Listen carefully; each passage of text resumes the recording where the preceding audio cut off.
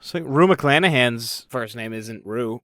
No, but that's what I mean. Like, they have their stage names, they have Yes, their it is, regular Nick. names. It's short for kangaroo. Kangaroo McClanahan. That's right. I would be her Joey all day long. Oh, It's actually hey, Edie Rue. I set him up, you knock him Oh, down. shit. Shit.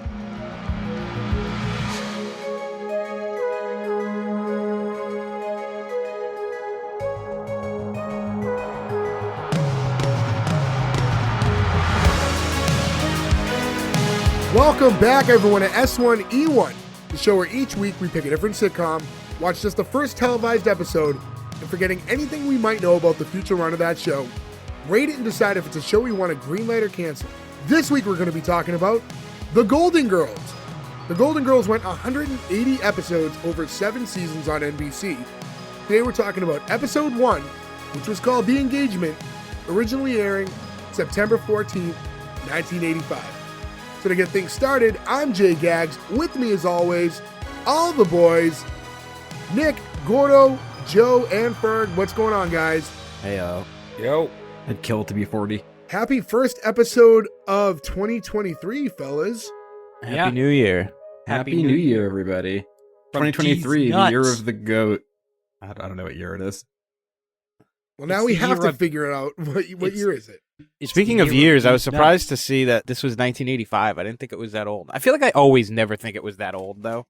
Yeah, the year of the 3 rabbit. 5 of us were born. Yeah, year of the rabbit. Cool. What's kind of interesting about this too is that, like, I don't know if anybody here has ever seen, and they mention cocaine smugglers later on. Has anybody ever seen Cocaine Cowboys?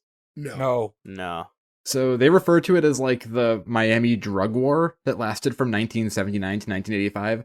Essentially, around the time this episode was going on, people were just getting like oozied to death in shopping malls constantly.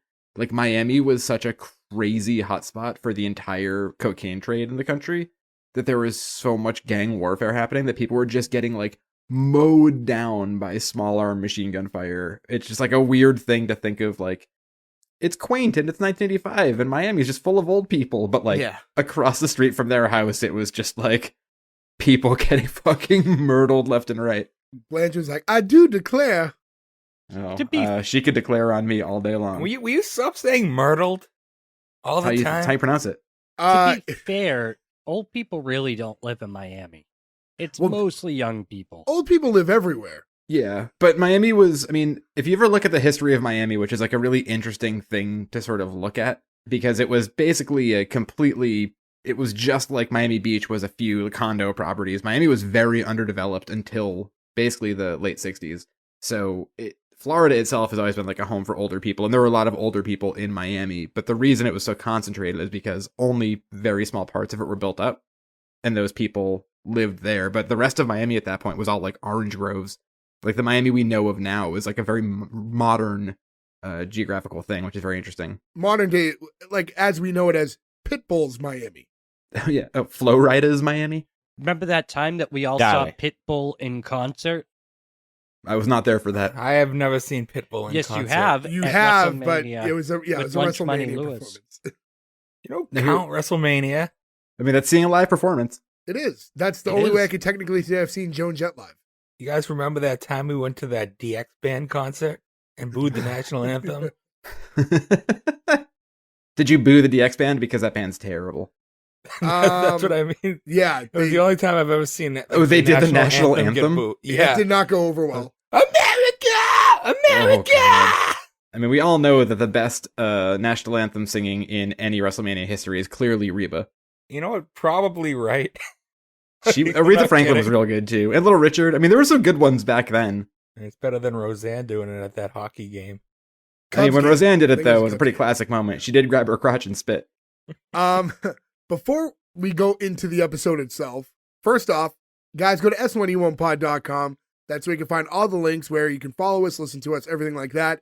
Twitter, Instagram. We love interacting with you guys. Go S1E1pod on both of those. And I want to mention, I'd like to do another giveaway. We did one in the past, so we're going to do it again. If you go on iTunes and leave us a review, Apple iTunes, I don't know how this works officially, right? Leave us a 5-star review with a nice comment, send it to us, prove that you did it. We will send you a care package free of charge. I don't want to dispense exactly what we gave to the last person unless they decide to post it. So just let it be known that it's worth your while. It's not just a couple stickers. You know, It was a good amount of stuff. Yeah, we do well by you, and it's for free. So the first person to do it, we'll hook you up. I like the idea of us being like, we'll send you stickers, and anybody being like, oh, that's worth it. I have just like a drawer full of stickers that I get and stuff all the time where I'm like, well, I'll never use this. So we give you stickers and other stuff. Yeah. And the mustard. stickers we send a lot of mustard to the last person. Just a full box of it. And before we talk about Golden Girls, but on topic, Joe, I think it's important that we get this out of the way right off the bat, because I don't know if everyone listening modern day heard our Mama's Family episode, which we did quite a while ago. That was an early one. Joe, can you please explain the significance of us doing a show like this and what that means for you? Sure. So Rue McClanahan was my first celebrity crush. And, so while most people our age, it was Topanga or Kelly Kapowski or the Pink Ranger. For Joe, it was Blanche. But to be fair, first of all, Blanche is a babe. Second of all, she's only 51 in this episode. I've just turned 37, right? It's not that big of a difference. Yeah, but when you But first when saw you her, watched you were this. like 6. Right, but that was in Mama's Family, so that was also 2 years earlier than this. So she was in her 40s. Ish. Yeah. Well, first of all, R.I.P. to almost everybody in this cast, but Rue McClanahan will always hold a special place in my heart. Probably legitimately everyone who's in this episode. I looked it up, and most of the people, there's a couple of people like the police officer. Probably not the cook guy. No, Oh my Coco's god, dead. wait. You don't He's know the dead? story of what happened to Coco? Coco died in No. 2019. Coco, so first of all, we all know him too, as he's one of the main characters in No Holds Barred. Yeah. He has So some if you're cool wondering why credits. that guy looks familiar, No Holds Barred is probably the answer, among a bunch of other things. Ferg, just to really bum your day out. So Coco, at the age of 70, was driving his car with his dog on a mountain road. He got the car stuck. He tried to get the car unstuck and he couldn't, so he left the dog in the car and went to go get help. Unfortunately, that help came by a steep cliff that he fell off of and fell to his death. And when they finally found him and his dead body, they also found the dead body of the dog stuck in the car. Aww. So it's like the most depressing fucking story. It just keeps getting worse. It's like, oh, they found the dog. Like, oh, thank God. The dog was dead too. It's like, oh, fuck. It's so bad. All right, listeners, are you ready for a couple more hours of fun like this? You think his fall was like in Looney Tunes, where like he just got smaller and then it's cloud of smoke? Mother. Just never look down. You'll be fine. R.I.P. Coco. Oh, and that poor R.I.P. dog was probably Coco. like, when's my master coming home? I'm Oh, kind of don't hungry. make it Horrible. worse. It's What the hell is like, wrong with you? it's like Wait, that all- episode of Futurama when Fry's No. dog waits for him. Guys, No. we're making this way too depressing. I love dogs. Although I'll say this, as we get into the episode, there's a lot of really sad monologues throughout this episode. There's also some real weird dark parts too. Like everything Sophia says at one point, you're just like, this is just fucking dark. So, yeah, I mean, let's get into the episode itself. So it starts off with the theme song and just kind of like your standard intro to the show. It's a very iconic song. You know, I would be shocked if anyone listening hadn't heard it before, but you would have known the thank you for being a friend and so on and so forth. I'm not going to sing the whole song. Why not? Now this I version, figured you'd pick it up and do the rest of the lines. Gordon, do you have anything else? yeah, I'm kind of surprised you didn't. Yeah, let's go, Gordo. No. He doesn't Why know not? another line for this song. No, I don't. And How by do you the not way, know the words to this song? Travel down the road and back again. Because I haven't watched Your Golden heart Girls. is true. You're a pal and a confidant. Doom, doom, doom. Here's Go. where, like, so this song's iconic and, like, those words are fine. The second half, lyrically, is terrible. And I don't even think know it. I don't think. So all it is, and if you threw a party and invited everyone you knew, you would see the biggest gift would be from me, and the card attached would say, "Thank you for being a friend." I think that's That's very a lovely. shitty gift. No, that's just dumb. Like, You don't know what the gift You don't know is. what the gift is. You just know what the card is. Why It's would so that be a dumb. shitty gift? It could be anything. It could be a dog stuck in a car. don't cling to that. I'm going to stop this It's and too go late. hug my doodle. Don't do that. Please turn off your camera before you do that, Gordon. Note to those listening, that's his dog. Yes. Also, Do another note: this show is our pipeline to Jay doing Bobcat Bobcat Goldthwait. Goldthwait. This also opens up, so that, for anybody who doesn't know, means that we get to do Golden Palace, which is the direct spin-off of Golden Girls, which I think is a superior show. It only lasted for one season, but it's amazing. I didn't even know it existed. Oh, it's so good. I didn't either, especially when I No. made that dumb bet. Also, this opens up Nurses. First of all, it opens up Empty Nest, which I can't wait to do. I love Empty Nest. And then Empty Nest had a spin-off, which is Nurses. And at one point, the 3 or hour-and-a-half block of TV, 3 in a row, was Golden Girls, its spin-off, and then its spin-off in the early 90s, which is the only I time didn't that's know ever Empty happened. Nest was a spinoff, actually. Yeah, so the doctor at Empty Nest, I can't remember his name. Harry. He comes in a bunch around the season or so before Empty Nest starts, and he's like Sophia's friend. When Sophia has, God, I can't remember the disease she gets, where she's like, none of the doctors believe me, and he like figures it out for her. He becomes their friend because he lives in the condo complex. So then he starts showing up, and then they spin him off. Herpes. Oh, B. Arthur. And yeah, Outstanding. Just to clue in those of you listening who might be new to our show, for many a month now, they've been trying to get me to do a Bobcat Goldthwait impersonation, which I don't have one. You will. But Get But working on it. my workaround was I, said in passing, yeah, if we ever do a show that Bobcat's in the pilot, I'll do one. I didn't know because we did Unhappily Ever After a while back, and if you haven't listened, give that episode a listen. It was actually a really fun one. I thought that was it. I thought there were no other television pilots that Bobcat was part of, so that seemed like an easy workaround. Turns out he was in Golden Palace. We have a spin-off rule. We don't do spin-offs unless we do the original show first. So now they are forcing us to do Golden Girls earlier than we may have done before, just to get me to do this later down the road. It better be worth it. It's not going to be. That's I mean, it's worth it that we get to do I mean, Golden even if it Palace, sucks, because it'll Golden be Palace worth is it. fun. Yeah. Don't write checks your ass can't cash. So one thing I wanted to note about the intro itself, and something I guess I didn't realize, I don't know how many seasons this went in, but B. Arthur's credited under her like full name, Beatrice Arthur. Beatrice. Yeah. I thought that was weird, too. I was like, huh? Like, obviously that's her name, but she's only ever been referred to as B. Arthur, like, forever. I It's thought pretty that was much a- her. Dead name now, huh? Beatrice. You don't see Yeah, very you don't hear that Beatrices often these anymore. days. No, she's a princess of the royal family, Beatrice. One of the kids, I think, of Andrew. But I didn't know that. I thought B. Arthur was her stage name. Like it wasn't Beatrice. It was just. I mean, it B. probably Arthur. eventually was. I mean, it might be a SAG thing too. There may have been like another thing. So Beatrice Arthur is how she has to be billed because that's how she's attached to, Screen Actors Guild and It's like stuff. Rue and she just goes by B. McClanahan's first name isn't Rue. No, It's- but that's what I mean. Like they have their stage names. They have Yes, their it is, regular Nick. names. It's short for kangaroo. Kangaroo McClanahan. That's right. I would be her Joey all day long. Oh, It's actually Hey! Edie Rue. I set him up, you knock him Oh, down. shit. Shit. so, Also, real quick on the theme song, I would just want to say that this is a cover song, right? So this is Cindy Fee who does this version. The original is from the late 70s by Andrew Gold, and for some reason, we passed the video of him playing it around on our work chat all the time. It's like a 1970s promo video of him like sitting playing this song, and it's way more upbeat, and it's really great. So anybody who hasn't seen it should check out that video. It's pretty upbeat? awesome.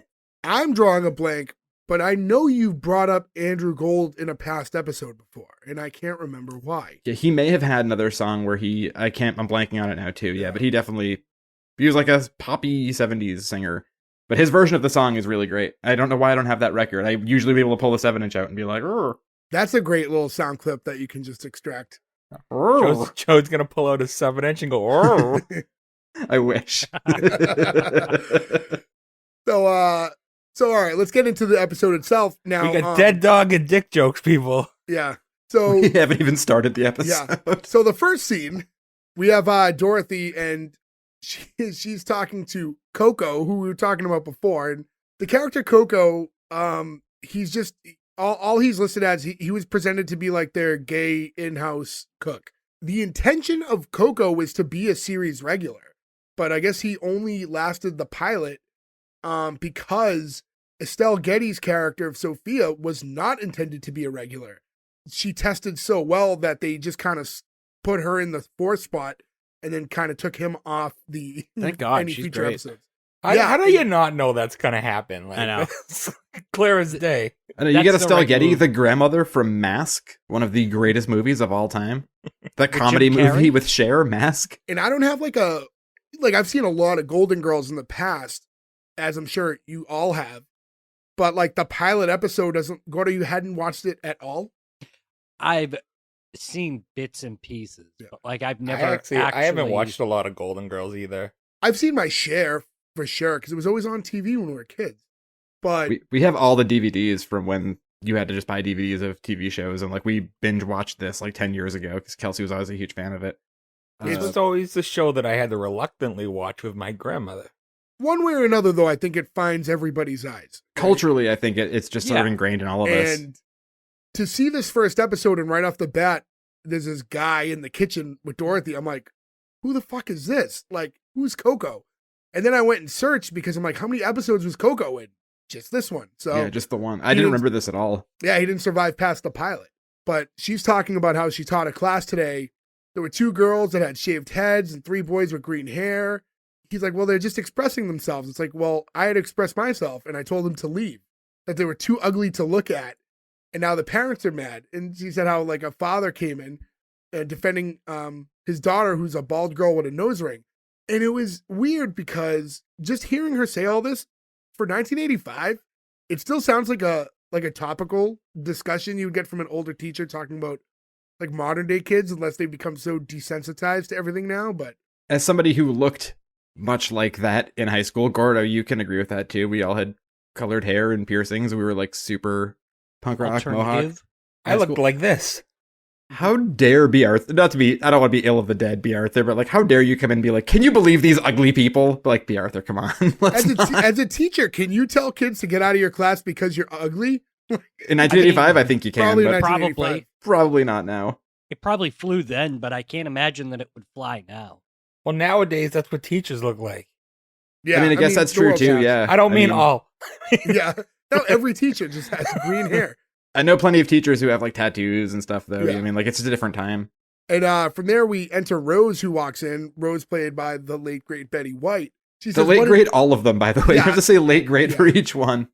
And Is Estelle Getty dead? yes. With exception to Betty White, they all died within like a year and a half of each other. It was like 8, 9, and 2008, 2009, 2010, and then Betty White was 2021. And 21 or aside from 22. Rue McClanahan, they were all pretty much the same age. They were all 62 or 63 when they made this, except for Rue McClanahan, who was 51. Actually, this would be a nice time to pivot.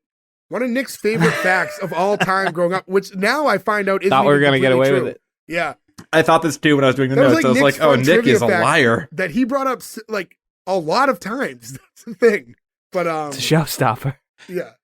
But as Nick would always tell us when we were younger, was that Estelle Getty was actually the youngest of all the girls in Golden Girls, despite being portrayed as the oldest, which is almost true. It's Yeah, just second she's she's youngest. the second. yeah, Rue McClanahan is older by like a decade. No, Younger. Rue Time, McClanahan Younger, was- I'm sorry, younger. Yeah. Yeah, so Rose enters, Betty White, and she's like, oh, what a day, one sad person after another. But we find out she's a grief counselor, so, yeah, that's That pretty made me much her laugh. job. That made me laugh. I do like the breakdown of the jobs too. It's a grief counselor, a museum worker, and a teacher.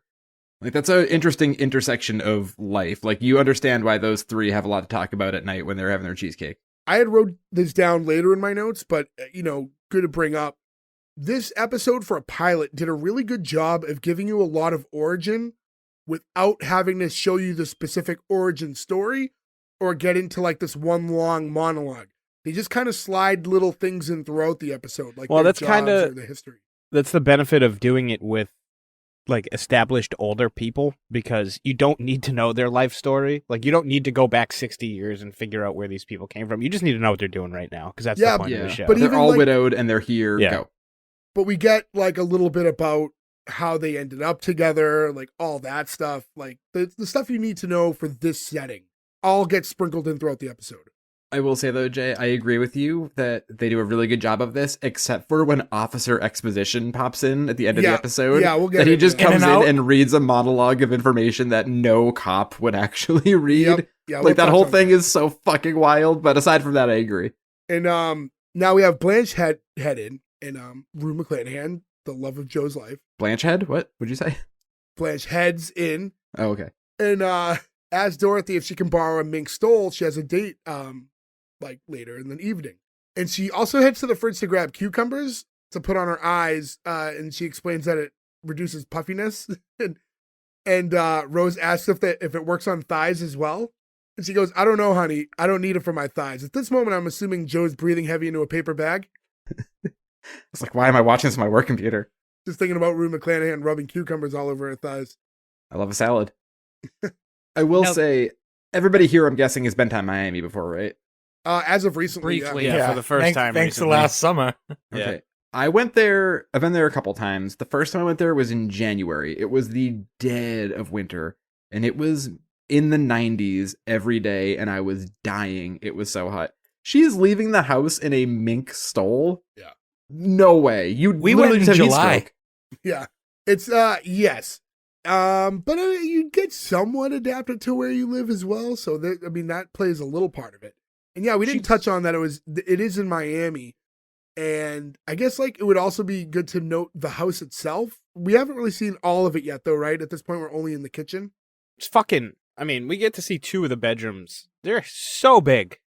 The house they're is like huge laid bedrooms. out very nice. And I think they did a good job of this house looks like to me. Now, granted, I didn't live in the 80s in Miami, but this looks like a house that would exist in that time, in that place, by women of that age. I don't know, that weird tree bed. Scaled up to the fact that it's like a very nice big house. Have you got?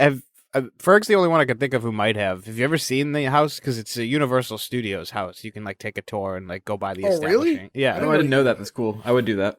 yeah. I Like you don't go through think and like it's you see there a bunch anymore. of the houses. Yeah, I mean, Like this the is city probably lot or whatever. 19. been- I mean, no, it's like on like a street like that. It looks like people live on. It's weird. I don't know if all the Interesting. houses are just like establishing shot houses for some reason, or if people actually live in them.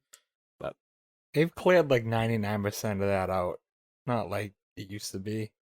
That's sad because that to me is like historical artifacts that should Yeah, be there to forever. me, that's so much more fun than like the Hulk ride. Like, yeah, like I don't care about that at all, Yeah. but I want to see the houses from these shows. Like they also got rid of the Psycho house, which was also there. That's even more so a classic. Like that's like an iconic Yeah. house for sure. Like most people will be able to be like, oh, that's the Psycho house with the big perch.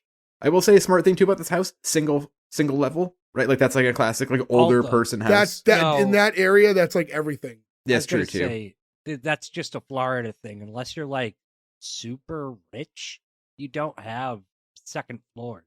I imagine part of that's got to be for the heat and humidity too, right? Like you don't want to be up any higher than you need to be. I'm wrong, by the way. Another fucking Golden Girls fact I was duped on. It's in California. I don't know what I drove by. There's just some old woman sitting outside, and Nick's like, "It's the Golden Girls' house." I like the idea of whoever you were with tricking you into taking pictures of this random house. That would've been Universal my is dad. still in California. Yeah, I mean, I guess that's true. I haven't been. I mean, I would love to go find that real house now. We should do it as a trip. I've gone to the Full House house. Has anybody gone to that before? No, I haven't been to San Fran yet. I've been in the area, but I didn't make it to there. I have never been to California. I've been to California a few times. The Full House house it's like a house on a street, right? It just is a house on a street. A few things of note. When you look at it, you're like, this does not make sense to the geography of the sitcom. Yeah. Like, there's no way that works. And then You can't see Joey's alcove. you can't see Joey's alcove, and you can't see, like, there's no way that attic that Joey and Rebecca end up living in works out that way. And there's no backyard, and there's no garage. But also, it's people were lined up to take a picture in front of it, like shuffling along. So it was like 2 people came and they're like, hi. And then like they move out of the way, and then you do like, so it would be a nightmare living there. And I was equally part of the problem. I was like, I'm taking my picture in front of this house. Fuck Yeah, this. how do you not? Yeah. It's like You those have to, stupid yeah. wings in Nashville on the wall. I got a nice shirtless picture in front of those wings. Yeah. I Jay, think you I gonna would, I post would, I that? would put like a bad decoration out front, like a butt, so people didn't. dick? It would just ruin everybody's pictures. Well, they did put a gate in front of it so that you can't sit on the stairs, which I imagine had to be out of necessity, not out of like I'd put a aesthetics. butt on the gate. But you put a butt gate, yeah. I would just come out if I lived in that house in a robe, but had nothing underneath. Yeah, but you'd have to do that. Oh, so your plan is to be a sexual predator? Gordo, also, don't you have an original song written about hating California? I was You've just never about to been say there? I that's do. probably why he hasn't been there. He's probably not welcome there after trashing them via that diss track. Every time Boston is in some kind of championship series, I try and submit that song to be the theme song, and I have yet to hear from anybody. They're like, Wow. sorry, sir, we're playing the Mets. They're not from California. Well, no. The Bruins played. I'm sorry, the Celtics played Golden State. The Celtics played the Lakers. Because you have to be specific. You have to say L.A. We hate L.A. Yeah. California's a big state. No, fuck the whole state. Okay, no. We love have you, plenty California. People, we have plenty of people listening. Yeah, to I love California. And also, if you're going to pick a song like that, you pick This Is Boston, Not LA. That's the song. Gordo, you might have a better chance getting the Bean Pot to play the Ballad of the Bean Eaten Man. Few of us will Maybe you actually could pay be, Butterbean to sing your song. We'll be in LA in a few months, so keep an eye out, California fans. Come find us for the S1E1 meetup. Yeah. So, anyway. I mean, to be fair, if there's not a cross-section of people who like our podcast who also are going to WrestleMania, I'd be very surprised. Most likely.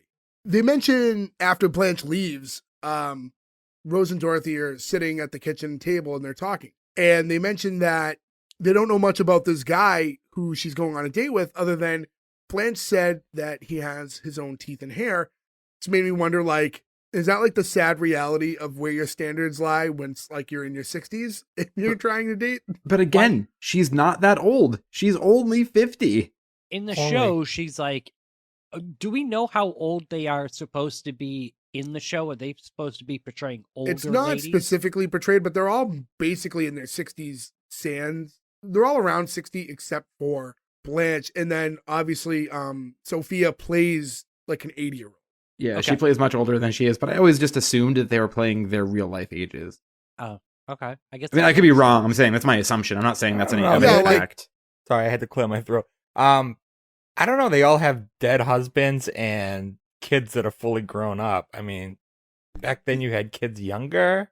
Yeah, if you had a kid when you were 8, if you had kids when you were 18, or you got married and had kids when you were 20, say, right? And she's 51. Those are 31-year-old kids. Yeah, I don't know. I'm not Could have under had an the older impression husband too. I forget. They that- talk about her husband later on, but I can't remember if he's older or not than her. Unlike Mama's Family, when like your kids were your age. Or older. Older. Oh, Kids were older. older. Betty White from Mama's Family. There's like weird cross section from this show where like everybody who was on this show was on Mama's Family, Maude, or both, which is really interesting. Yeah, so Betty White and Rue McClanahan were on Mama's Family together. Rue McClanahan and B. Arthur were on Maude together. I don't know if Estelle Getty had anything with any of them. But yeah, no, I don't think, when I watch this, I get the vibe that Blanche is supposed to be the same age as the other two, but who knows? It's not specifically mentioned, so who's to say?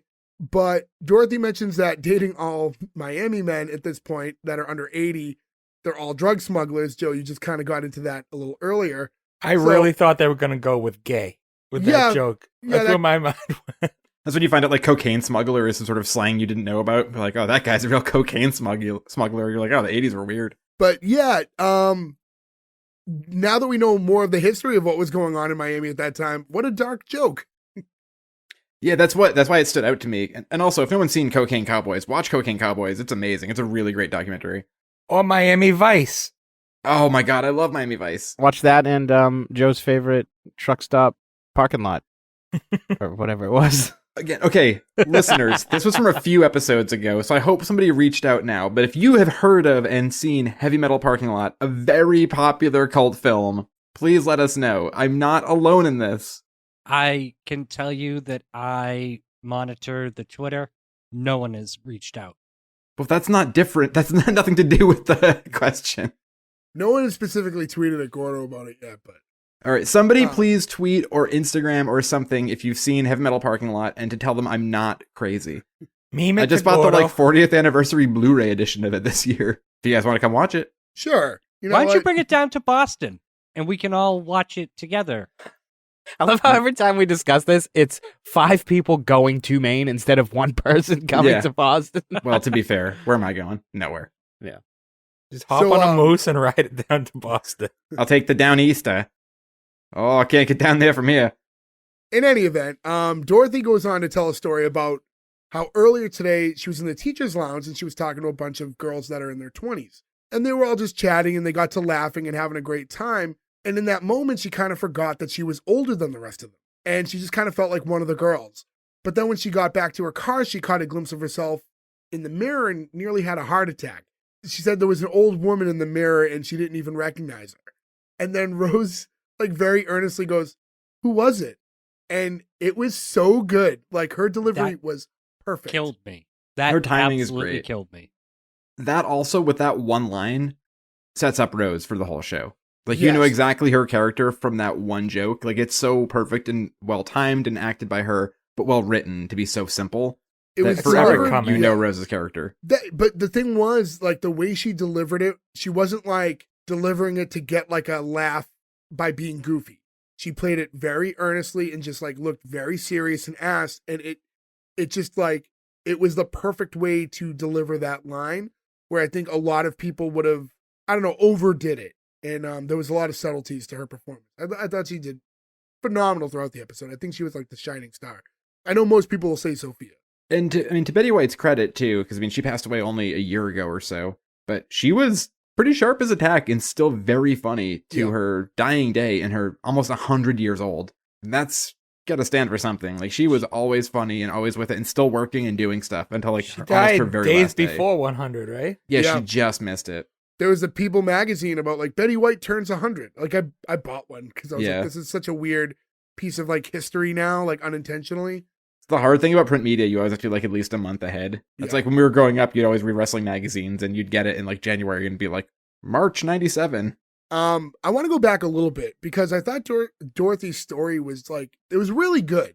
I thought it in a way, it was a kind of like this perfect vehicle for us, the viewer, because obviously the show is not going to be targeted just for all older women, right? And it just made her so relatable and just kind of like her being able to interact with all these younger girls. It just kind of like stripped it down and just kind of like in a way that, you know, we're all just kind of humans, right? Our bodies are aging, but like you just don't get old and become a completely different human being necessarily, you know?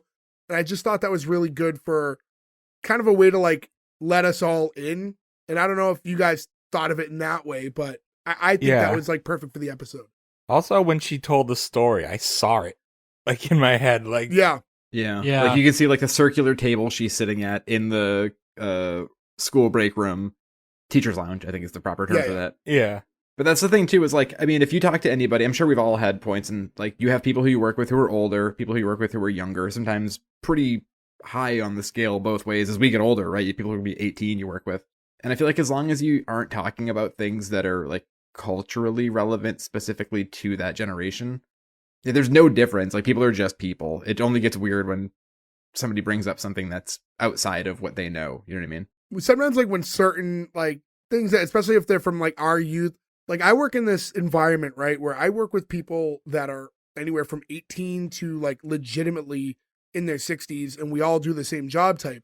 Work is always like a magic place where age doesn't count, you know, and you just all, you know, fraternize. And it's until you like realize someone's specific age and what year were you born, and like that's when it reminds you. But yeah, when you're all just sitting around and talking, you just don't think about it in that way that you would anywhere else sometimes. It's funny to think too in that scenario specifically, like we're kind of on the bridge between the people who are young and the people who are old, but we're getting closer to the end of the bridge too, to becoming like the old guys at work, Yeah. which is super depressing. I mean, luckily I work with a bunch of guys in their like 60s and 70s, so there's a big enough gap. But if those dudes weren't there, I'd be on the older side.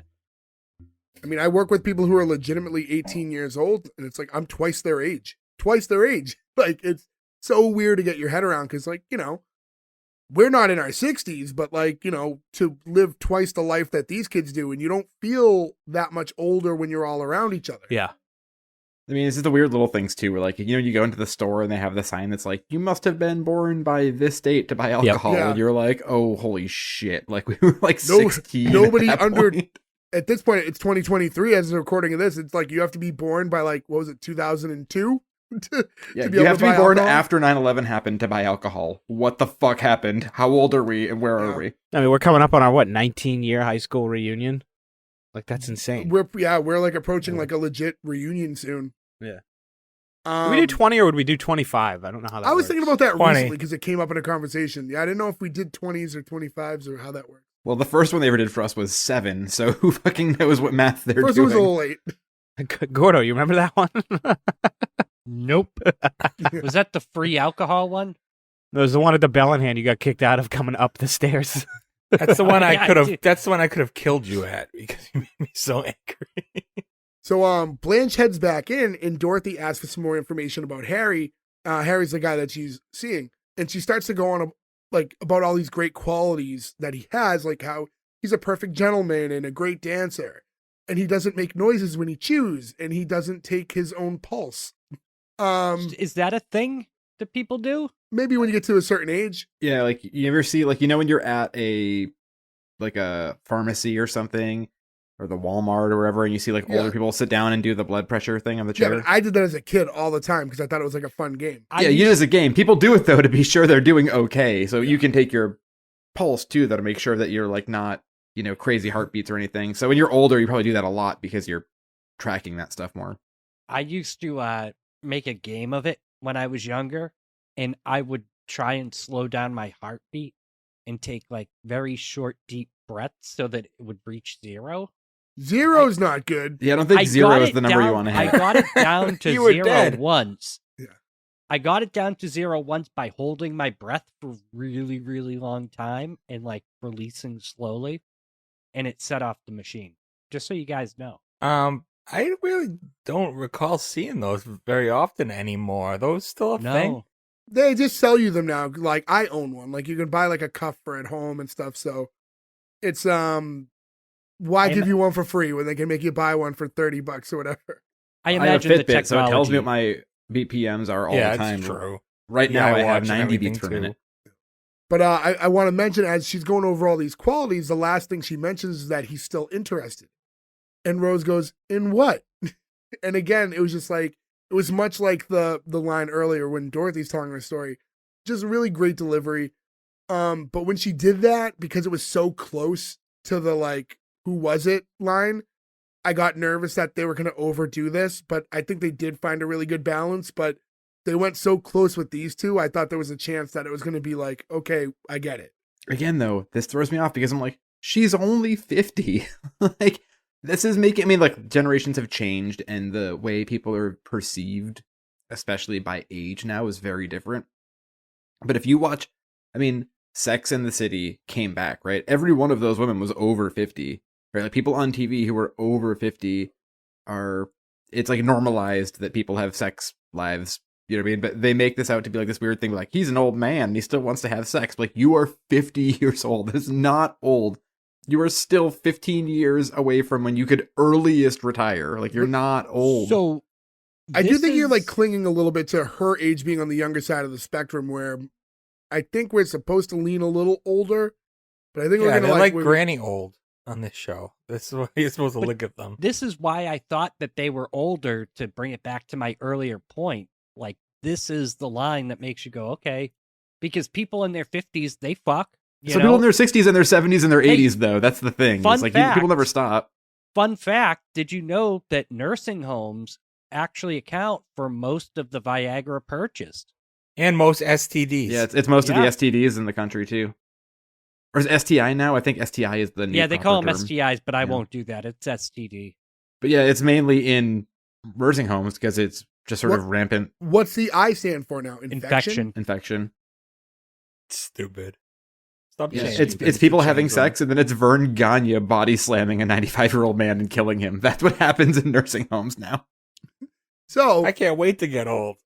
yeah, so Well, it's better to be the body slammer than the body slammee. I guess that's the way you look at it. as they're having the conversation, they also find out that Harry proposed, and it's only been a week. But more importantly, he wants an answer tonight. I was like, oh, that's cool. All great marriages start with a good ultimatum. You know, So- it's ultimatums that really make a marriage and a relationship work. Yeah. He So asked we for d- an answer. It's not exactly an ultimatum. Like, we don't know if he'd break up with her. I mean, suggested, but Yeah, I guess that's true. It's not specifically said, but I mean, if you were you're on your first date with somebody, and then you're like, "This is great, I love this," and a week later they're like, "We get married now," or we're through. You run. You don't think this could be a good relationship. That's terrifying. So is this? So are we to believe that they banged already? I mean, she True, says he yes. still has a sexual appetite, so I'm assuming within that week they probably had sex. Yeah. Okay, well, at least she sped run that. You don't want to marry someone that you've never had sex Well, once upon a time, that was like a big faux pas. You never did that. That's what Jay's doing. Or that's what he tells us, anyways. I just would prefer to wait until I meet someone who's special. with. But yeah, it's weird. It's So just they- weird that you would propose to somebody on like first date or within the first week or. it's they've known each But- other a week, so I can assume tops they've gone out 3 times. Well, You know I what was just mean? gonna say. I would say this situation is less weird at their age. I agree. Mm, You know, you probably see this more, even nowadays, you probably see this more often. People who have been alone for too long, they're missing out. Widowed, And I bet for sure that like that timeline is expedited, but a week is still crazy. Yeah, I mean, Yeah. They touch on that later too with the engagement. Yeah, time, yeah. Too. I feel like if you're older and you've been widowed, a week is fine. And if you're younger and you're just about to go to war or you just came back from war, then a week is fine. Yeah. Anything else from that seems kind of suspect. They try to ask Blanche like what she's gonna do, and she's not really sure yet. She's conflicted, and she acknowledges that she hasn't known him that long, but also she's afraid of losing him. And then during the conversation, she says she has to leave and go put her face on and exits. And I was like, what another old term you don't really hear much anymore. But that was always the way to say I gotta go like put my makeup on was I have to put on my face. But like you don't really hear that one. I love Lucy. They always said that. Yeah, it's So, an old time. yeah. Time I- Go to the powder room. I always like the term water closet. They stopped using that. in Europe, they use it all the time. They still use it in Europe, Yep. yeah. Oh, But yeah. like even like you watch like a mobster movie, it's like, I'll be right back, fella. I gotta go use the WC. You're like, man, that sounds so fucking cool. I prefer the Whiz Palace. The Whiz Palace. Speaking of which, at one point, Sophia does say that she has to pee every morning in this episode, and that's the first time the word pee was ever used on network television. What a big moment in television history. is that true? Yeah. That's, Wow. that's a real fact. That is an interesting tidbit. Wow. And Estelle Getty from Mask is the one who got us there. So after she leaves, Rose says to Dorothy, what if she marries him? What'll happen to us? This is her house. So we're getting more backstory. Like I said, they kind of just trickle in these like little tidbits of information as we go along. We find out this is Blanche's house. And Dorothy's like, well, then we'll move. Rose is like, we can't afford to buy a house. Like, what do we do for, what do we have for collateral? A gay cook? It's a weird line. Also, Rent. they don't own him, right? Yeah. Like they don't own Like- him, right? What if Coco stays? What if, You know, if Blanche is like, I'm keeping Coco. Yeah, who gets custody of Coco?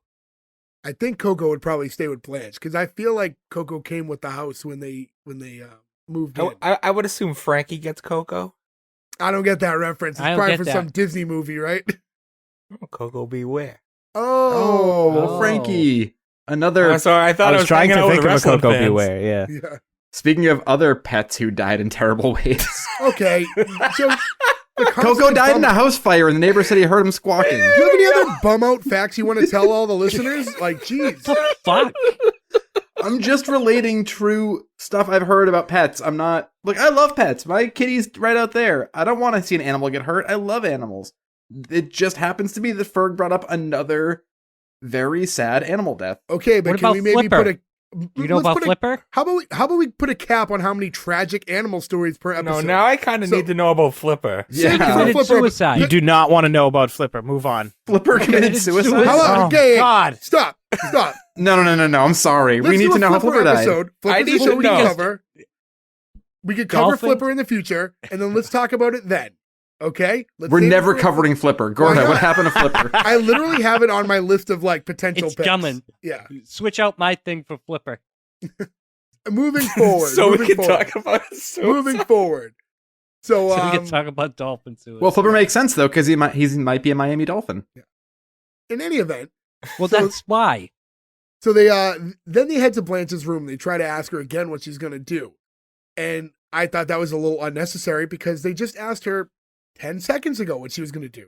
So I don't understand why they had to ask her again.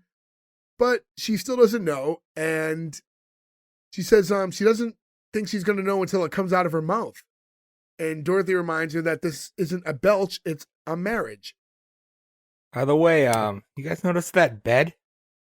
Oh my You know- god, it was the ugliest bed I've ever seen. You could also You- park a Buick in that bedroom. I Plant never bed? really noticed the bed, to be honest. So It's the like top, it's palm pu- leaves. Yeah, it's palm leaves on the wall, but then she also has a palm leaf like blanket, so it merges all into one to look like a tree. It's like it was like I couldn't stop staring at not it. good. I will say though, it is not anywhere near as ugly as all the furniture in the friend's house from the single guy from a couple weeks ago, because that might be the ugliest piece of furniture we've seen in a TV show, and that's 10 years later. she says she wonders what her husband George would think about her and Harry. Dorothy fires back with, well, if he was alive, he probably wouldn't like it. But since he's dead, I don't think he's gonna have any problems. I thought so they give like Dorothy like almost too many one-liners. Like almost every time she speaks, she says something sarcastic. This one was a little insensitive, right? This I whole love- scene, Every time it's Dorothy selfish speaks, and kind of weird. Go ahead. Mine was pointless. No, go ahead. Oh, I was just gonna. Every time she speaks, she reminds me of Ernest's character that he does when he's the old lady. Oh, his mother? Yeah. Oh, I love that. I forget. Hey, there's a name. The character has a name too. I forget. Her only son, not a terribly successful son. She has the neck brace on. So the doorbell rings and Blanche says, oh, that must be him. I haven't even finished my face yet. And Dorothy's like, well, the only thing left is to dip it in bronze. Again, I think that one was a little forced. I didn't quite understand, unless you're saying she put too much makeup on, like there's nothing left to do.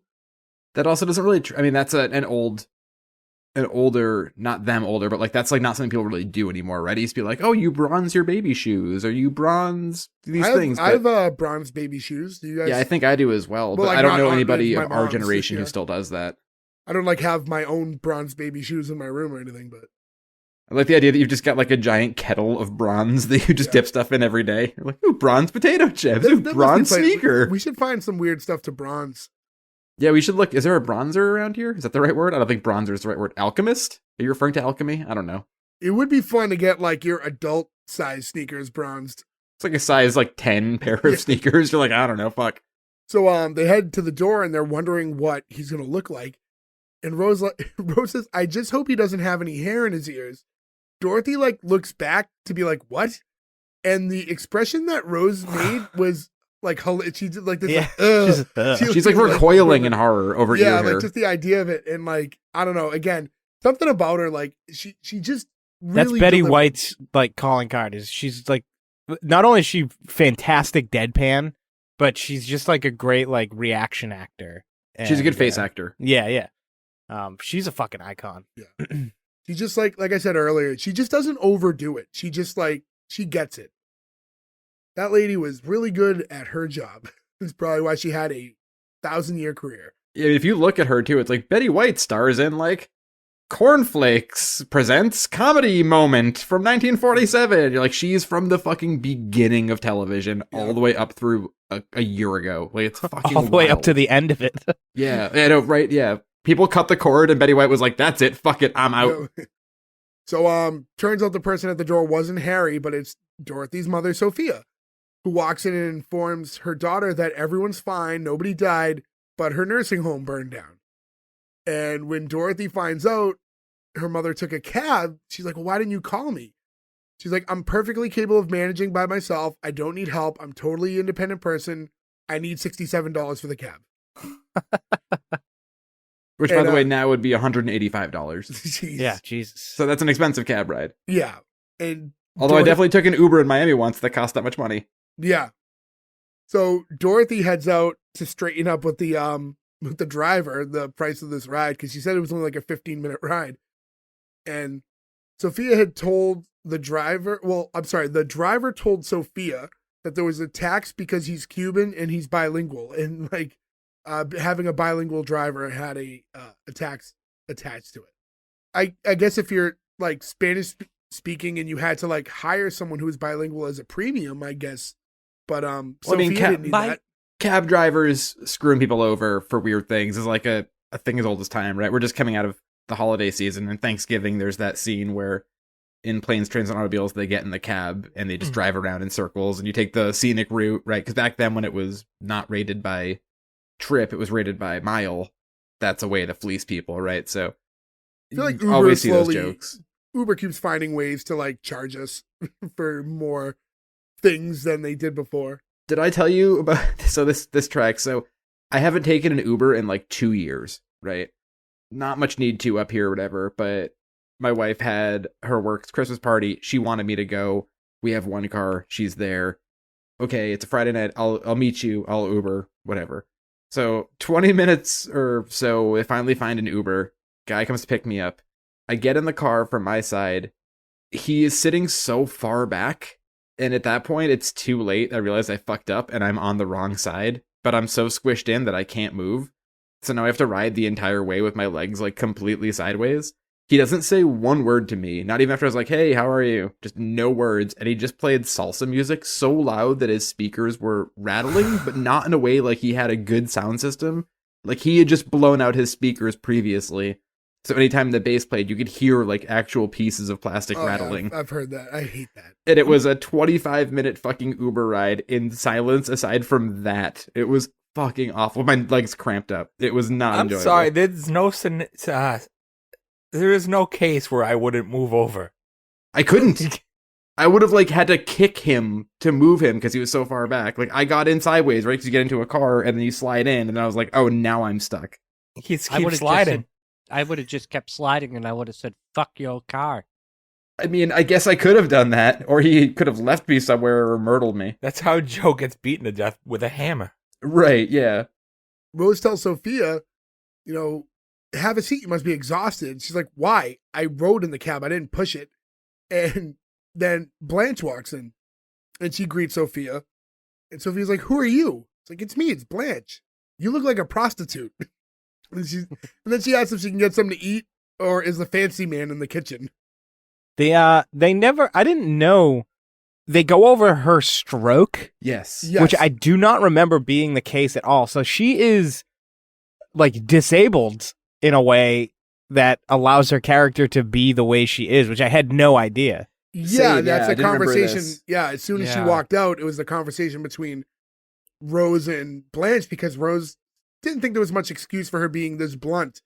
But yeah, apparently a major stroke destroyed the part of her brain that senses what she says, which was like, it explains it and they don't touch on it in the future. But like, was this like a good way to deliver that information or was it unnecessary to give that part No, of I her love it. character? Yeah, I think I it like was a it. good way to do it.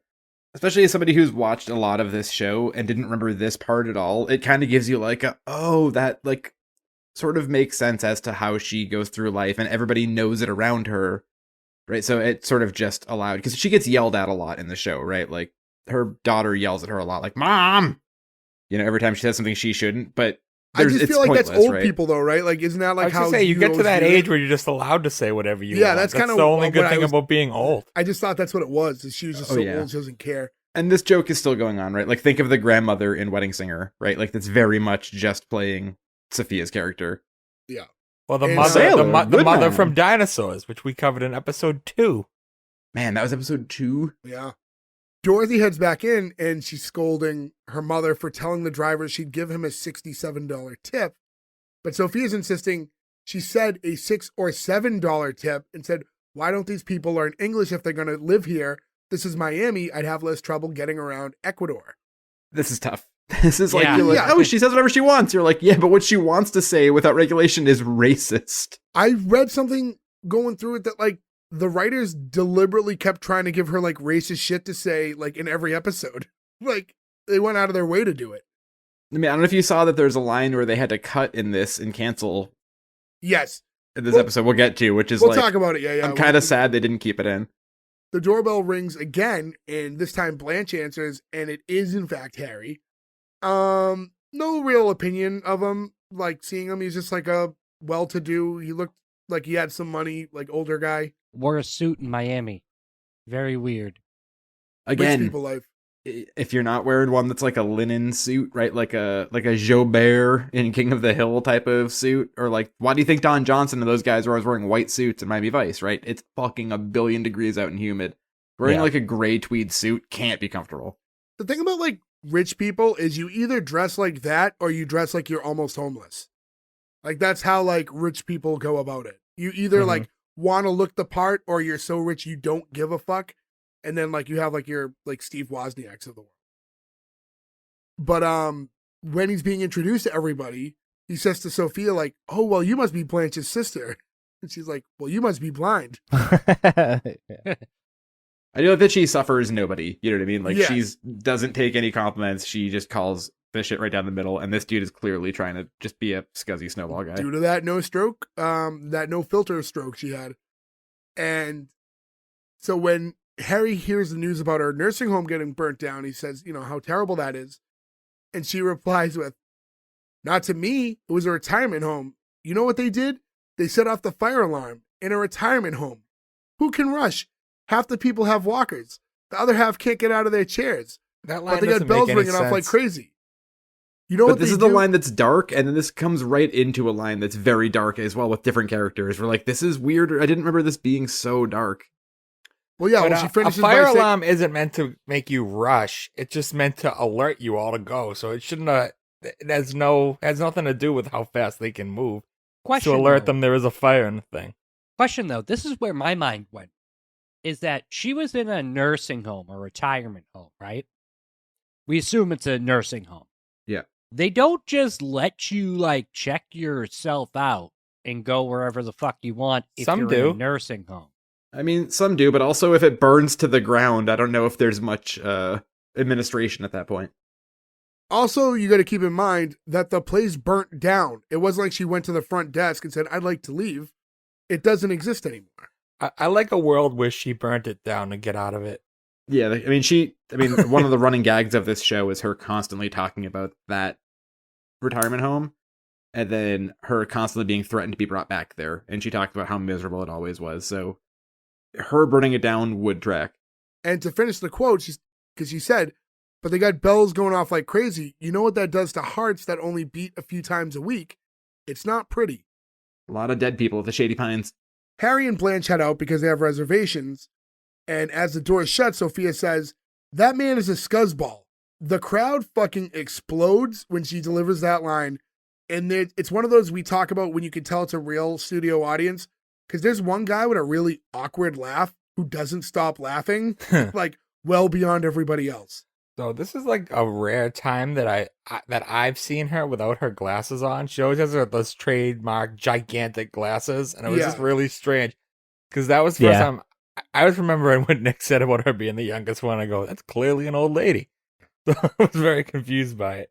She actually got a facelift between the first and second seasons, which like infuriated the people who run the show because like they're already going out of their way. I guess it took 45 minutes to make her look older every episode. And now she's like doing stuff in her personal life to look younger, which is just giving them more work.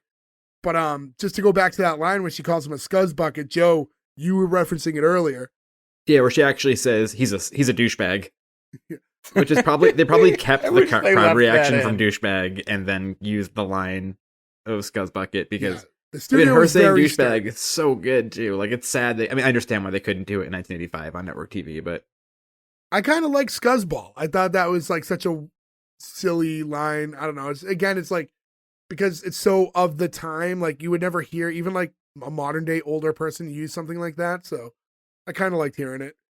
It's an old school. It's an old school insult, like we were talking about a couple of weeks ago.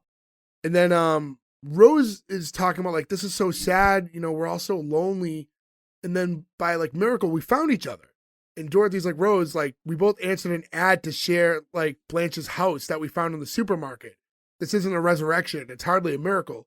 And again, like, you know, I keep saying they're sprinkling in these details, right? So now we're finding out how did these three all come to be? And it's not like, I guess I would have assumed without this episode that they were just like lifelong friends. Not that I always thought. Yeah, not that they found each other later in life. Yeah, me too. But we find out they all this. moved there after because they're all from different parts, like New York, Minnesota, and Yeah. Georgia, I think. This is the only time in the episode that I felt that dialogue was a little forced. Like, they both know this and they're talking about it to each other. Yeah, I mean, it was a way to, again, they're trying to give you all this information. Without having I to get tell what they the were full trying story. to do. It just isn't. You're not going to speak in casual conversation Yeah. to your friend in real life. Like Yeah, if the that. 5 of us were having this conversation, we wouldn't be like, and remember that time at the supermarket when we, like, it's completely unnatural. But I'll give them credit because a lot of shows do that nonstop, and this is the only time in this episode that I can make that complaint. Yeah. That's true. It's the only time. And this True. again, though, to me, this is the saddest, darkest line in the entire episode. Like, this like genuinely hurts when Yeah. Betty White says it. Yeah, so like basically to paraphrase what Rose was saying, she's like, to me it was a miracle because like now we're all happy. And she goes on and she's talking about like it's not fair. You get married and you have kids, but then your kids leave and your husbands die. And she's like, is this some sort of test? Like you work hard and you go through everything just to end up alone. And I was like, wow, like when she Fucking was heartbreaking. it like That's what horrible. a punch in the gut when she said that. Like this, I was like, isn't this supposed to be funny? Like Go hug an old lady. I know, like I know. It felt awful. it just like legitimately, I did not expect to, as I'm doing my notes, to like to talk to you guys about the fucking Golden Girls, to have like this deep perspective on life all of a sudden. And like, it really did. That line like really made me like kind of sit and reflect and think a little bit. Me too. I'm glad it wasn't just me because I was sitting there and I'm like, man, I am coming up on the wrong side of 30. And I was like, I got to stop this for a minute because what the fuck? Don't worry though. When we're all older, we make the Golden Boys. We all Yeah. live it together in Miami. I thought we were going to make the golden showers. Well, No. to be fair, Gordo, it took you over an hour of recording to make that joke, and I been lost holding $5 back. on that bet. So You lost um, $100? Was that? You said you lost $100? Yeah, I was being facetious about how I would have bet that you would have said that earlier than an hour in. yeah, I would have taken first 15 minutes, Yeah. but the Although I scene will say ends- I do like keep coming soon or coming later when we were doing this podcast still, but we all live in Miami in a house together. I'm kind of intrigued by that. coming everywhere. So the scene ends with her saying how there's too many years left and she doesn't know what to do. And Sophia says, get a poodle.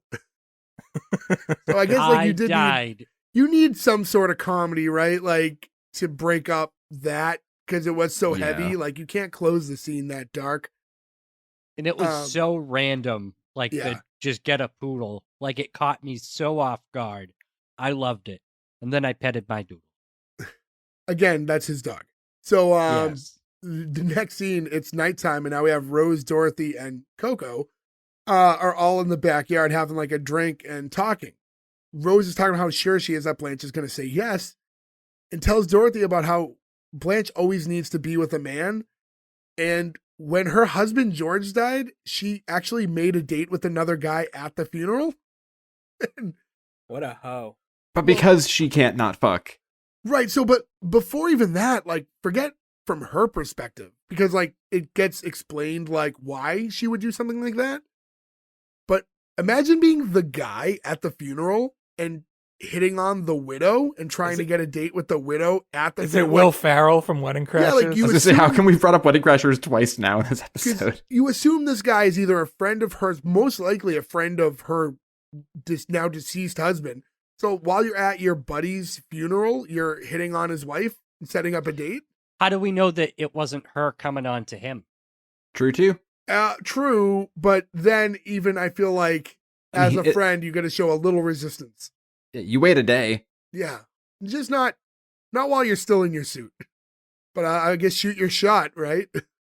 But Literally and figuratively. yeah. So, and Rose goes on to explain though it wasn't that she didn't love George, but she just can't be without a man. And then starts going like, and like making like these gestures like to insinuate physically she can't be without a man. She needs The that. D. Yeah, pretty consistently, I guess. She needs a good dickin'. Go ahead, Joe. What? He got distracted. He literally went into a drift. He was thinking in his about it. fantasy mood. I'm sorry. I was thinking about if I was at that funeral. That was like enough for Dorothy, who now gets up and she says, I'm subbing for a teacher who was shot by a student. Like, I need all the rest I can get.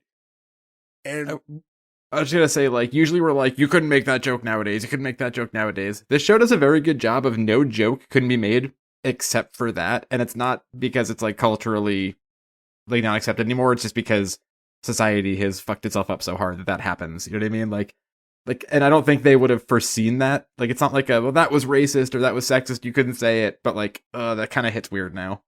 Rose starts to reminisce and says how she used to sleep so well, and like she never turned at all.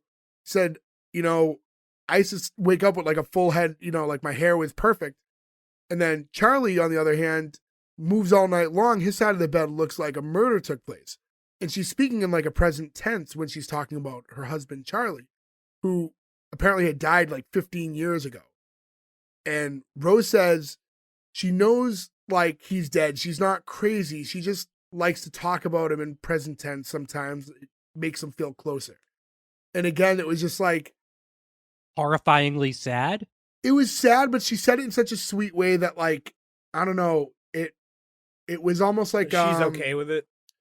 Yeah, and it almost gave you like perspective. Like, I could see how that's comforting for anyone. Like, that wasn't just like a script thing. Like, I could see other people doing that and feeling that way. It was like clever. Once again, B authors unnecessarily mean about it. Yeah. That was the thing. Like, they were so, the desire to give her all these like sharp, sarcastic lines. There were times where it just didn't seem like the right way to go, and that was one of them.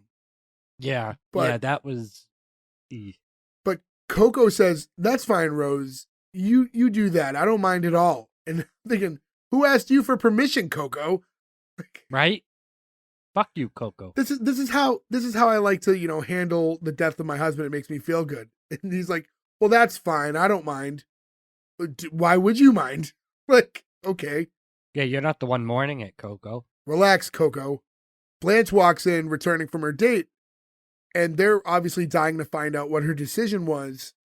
But she's like kind of just trying to recap her date in general. And she mentioned that she had had some stone crabs, which I started to think, I don't know if I've ever had stone crab. I don't like crab. I like crab under certain circumstances. Like I like crab cake. Yeah. Certain circumstances, like crab cake. But I'm not one to like go to like the buffet and be like, oh, I gotta eat all the crab legs. Like that's not like something I like hunt for. And I love seafood. So something else too that they bring up like 2 seconds later is oysters, which for some reason, maybe it's just me, but like raw bars are like have exploded in like popularity, or like they've become more prominent now, which is a weird feel like thing. they have been. It's a weird thing. I'm not an oyster fan. Well, we live in like this area. Boogers. Yeah, we live in this area too, where obviously seafood is everywhere. So like, I don't know like what's as common if you're like Midland, but we see a lot of it. But yeah, no, oysters were never like total. I don't hate them, but it's not something I seek out. I've actually never had them. A raw bar, I'm most likely just gonna eat a lot of shrimp. Yeah, me too. Yeah, no, oysters gets mentioned because while Blanche is talking about how she got the stone crab and she was so relieved that it didn't have eyes, she said she can't eat anything that has eyes. And Rose is like, I can't eat anything that moves. And then Dorothy's like, what, like a horse? And I didn't quite get that. Nope. But because everything moves. But I yeah. weirdly laughed at it too. But she replies, no, like oysters. And she insists that they do move very slowly if you look really hard. But yeah. Yeah, not a fan. I don't know, like, I don't mind the taste of oysters, but yeah, the texture, it's like, it's not something I seek out, but I don't mind them. I mean, they would kill me, so I've never had them before. But That's a people good seem reason to enjoy not them. have them, yeah. Yeah, that is a good one. And Now, to your knowledge, Joe, all shellfish, or shellfish or all fish? So shellfish, like legit, will kill me. My throat closes completely, like immediately. And then any other fish, I get sick and break out into hives and everything, in varying degree. Depends on how much of it I've had, or if something was cooked in the same oil or whatever. Right. And But yeah, dogs. shellfish, my throat just goes like immediately. Like the first time it ever happened, luckily the only time, I took a bite out of what I thought was a Chinese food chicken finger, but it was a shrimp finger. It hit my tongue and my throat started to close. I didn't even chew it. Like I bit it, it hit my tongue, and it was immediate. So I should probably carry like an EpiPen around, I guess. Yeah, probably. Did you look like the Toxic Avenger after? I definitely no. I looked more like the guy from RoboCop who was like, "Help me!" Like, it's like I couldn't speak. Or the Rock in the game plan. I'm allergic to cinnamon. Yes. Was that something that developed later in life? Did you just not eat fish until that point? No, I ate fish as a kid all the time. Yeah. Huh. That's like always a fear of mine. I'm, blessed as I'm a large man and I like to eat a bunch of foods. And like the idea of, I always sympathize for you because just you have so many things on the menu that just got crossed off. I'm like, I don't know how I survive with that.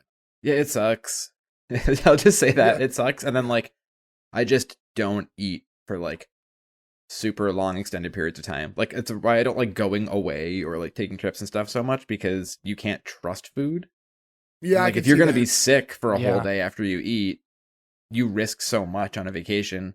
So like if I have to go somewhere, like when I went to Miami that time, I literally ate like 2 kind bars over the course of 4 days because I just like didn't want to eat anything. You get I think really in your that's head. where you trust like nicer restaurants. Doesn't have to be expensive restaurants, but like ones that like are pretty well received and rated because they take that stuff seriously, especially if they have gluten-free stuff like mentioned in their menus and stuff like they're putting in the effort. Yeah, and you always read the reviews. Like, so for example, there's actually a restaurant in our town that has gluten-free pizza, right? It's not a big chain, but it's an all-over Maine chain. And the reviews for the one in our town are terrible. The reviews for the one in 2 towns over are really good. So we just go to the one 2 towns over because we know the staff there gives a shit and it's worth it. Yeah, especially if like the consequences feeling ill, like for sure. I mean, the way I always look at it is if there's ever a risk of getting sick from the food, you'd rather just eat the good version of it. Yeah. Than get sick from the less good version of it that's supposed to not make you sick. You know what I mean? So like, Right. if that was the case, I would just order like fucking Domino's or something. You know what I mean? Yeah. Like it'd probably be better. In any event, they finally just outright ask, if she's gonna marry Harry, and it turns out she did say yes, and they're gonna get married next week. And she says at their age, long engagements don't make a lot of sense. Which what, Yeah. fair. That tracks. Fair.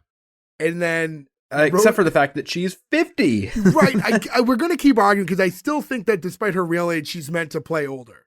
I would love to know. I mean, maybe we should do some looking into that. Or if anybody knows more than us, let us know. But is she meant to be the same age as the rest of them who are in their 60s? But then again, even then, 63 is not that old. And just to, I don't know where else I'd pivot and throw in a Blanche fact, but did you see how she had it written into her contract that all the custom clothes made for Blanche she got to keep? That's a smart move right there. Yeah. And like over like what 7 seasons or whatever, like imagine how much fucking custom clothing you got out of that show. And I'm sure it must have carried over into Golden Palace, which lasted for another year. So that's 8 straight years of custom made clothing. That's from like, I'm guessing probably pretty good designers and clothes makers. Rose asks like, where are we going to live? And Blanche hadn't thought of that up until now, but says like, you guys can live here as long as you need, to find a place. She, before heading to bed, she tells them that they're going to go to New York for their honeymoon and hope she doesn't get murdered. Weird last thing to say before walking away. Well, I mean, to be fair, in New York in the 80s. It seems like a weird honeymoon destination, though. No. I mean, Give us New the World York Trade Center. Hey You guys, live- Blanche is actually supposed to be younger than her actual age on this show. Oh, really? Okay, so She's now it supposed to makes be 40. She's supposed to be 47. so Huh. none of that Just makes so sense. young. That's 10 years older than us. I don't like Shut to up. think that way. You shut up. Yeah, but Yeah. I'm sorry, guys. First Time with the comes for us dog, all. then Just Coco. shut up. if you live in Miami and you're like in the southern tip of Florida, there are so many nice tropical locations that you can fly to in a fraction of the time for your honeymoon than but flying you all live the in way that, up to though. New York. Yeah, you live in that. You live in That's Miami. the reason you go to Florida in the summertime from Boston, is because you want to be somewhere different where the weather's different. But being in Miami is not the same as being like in a tropical island. Well, I will say this, though. They do mention in this episode that Blanche works at a museum. So she Yeah. obviously loves art and culture, right? That's so, like, true. what better place to go? How many museums are there in New York? You can go to Yeah. the Met and all these places. So I imagine it's probably a little bit of that. It could have also- Go to that could- Hawaii. Well, I'm sure New York has better museums. You But don't if know you're that. saying the danger of New York in the 80s, which it was very high, right? New York was very dangerous. But again, they're also living through the Miami cocaine drug wars right now, too. So, Yeah, tit for tat. all the same. So the only thing that I kind of wanted to touch on, though, was when Rose asks about where they're going to live and it kind of gets resolved pretty quickly. Blanche just says, oh, you can stay here as long as you need. I felt like early in the episode, that was like there was a scene dedicated to that. So I thought that was going to be a bigger plot point. And then it just kind of got resolved in a throwaway line. Like oh yeah, you can live here. It's not a big deal. So it was like, it kind of like just made that whole scene before that pointless because it was a non-issue. She could have asked, well, where will we live without it? It was almost like they just needed to, when they talked about it, it was just to kind of give you more of their origin story. So it came up like unorganically early on. We had mentioned earlier too, we're like, where does Coco end up moving to? And the fact that he's not part of these conversations with them does kind of lead to, I forget who made the point earlier that like he stays with Blanche, but like maybe he does stay with Blanche. But he's hired help. You know what I mean? He's not just one of the gang. But I think he lives there. Yeah, but as staff. Because he would have had ostensibly Sophia's room, right? Because there's 4 bedrooms. Yeah, I guess so. Because like I said, like outside of the story, the intent was for him to be a main character. Right, because later on in the show, like once Sophia officially is in there, as you go to episode 2 and whatnot, Sophia has her own bedroom. She doesn't like live with Dorothy, so there are at least 4 bedrooms.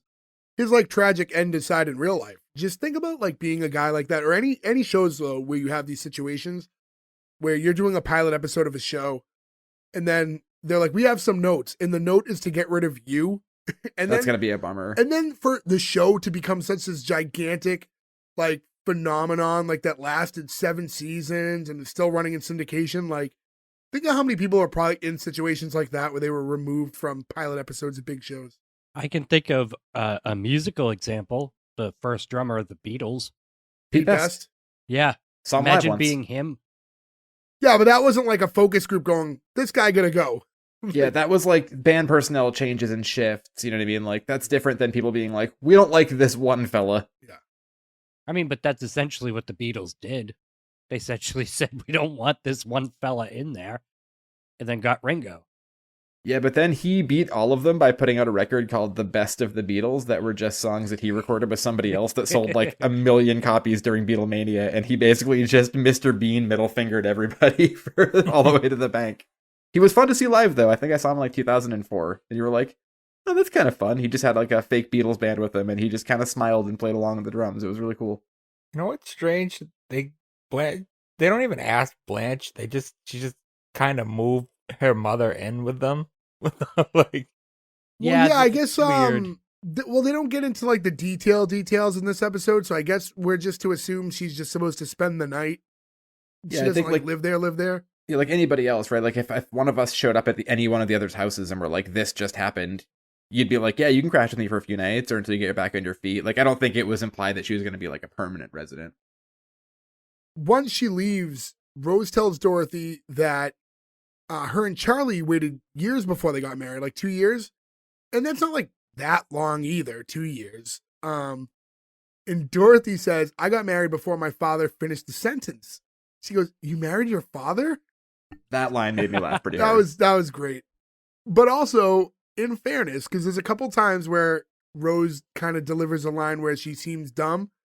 This one was the way that it was worded. Dorothy worded it in such a way that I could see how she was confused.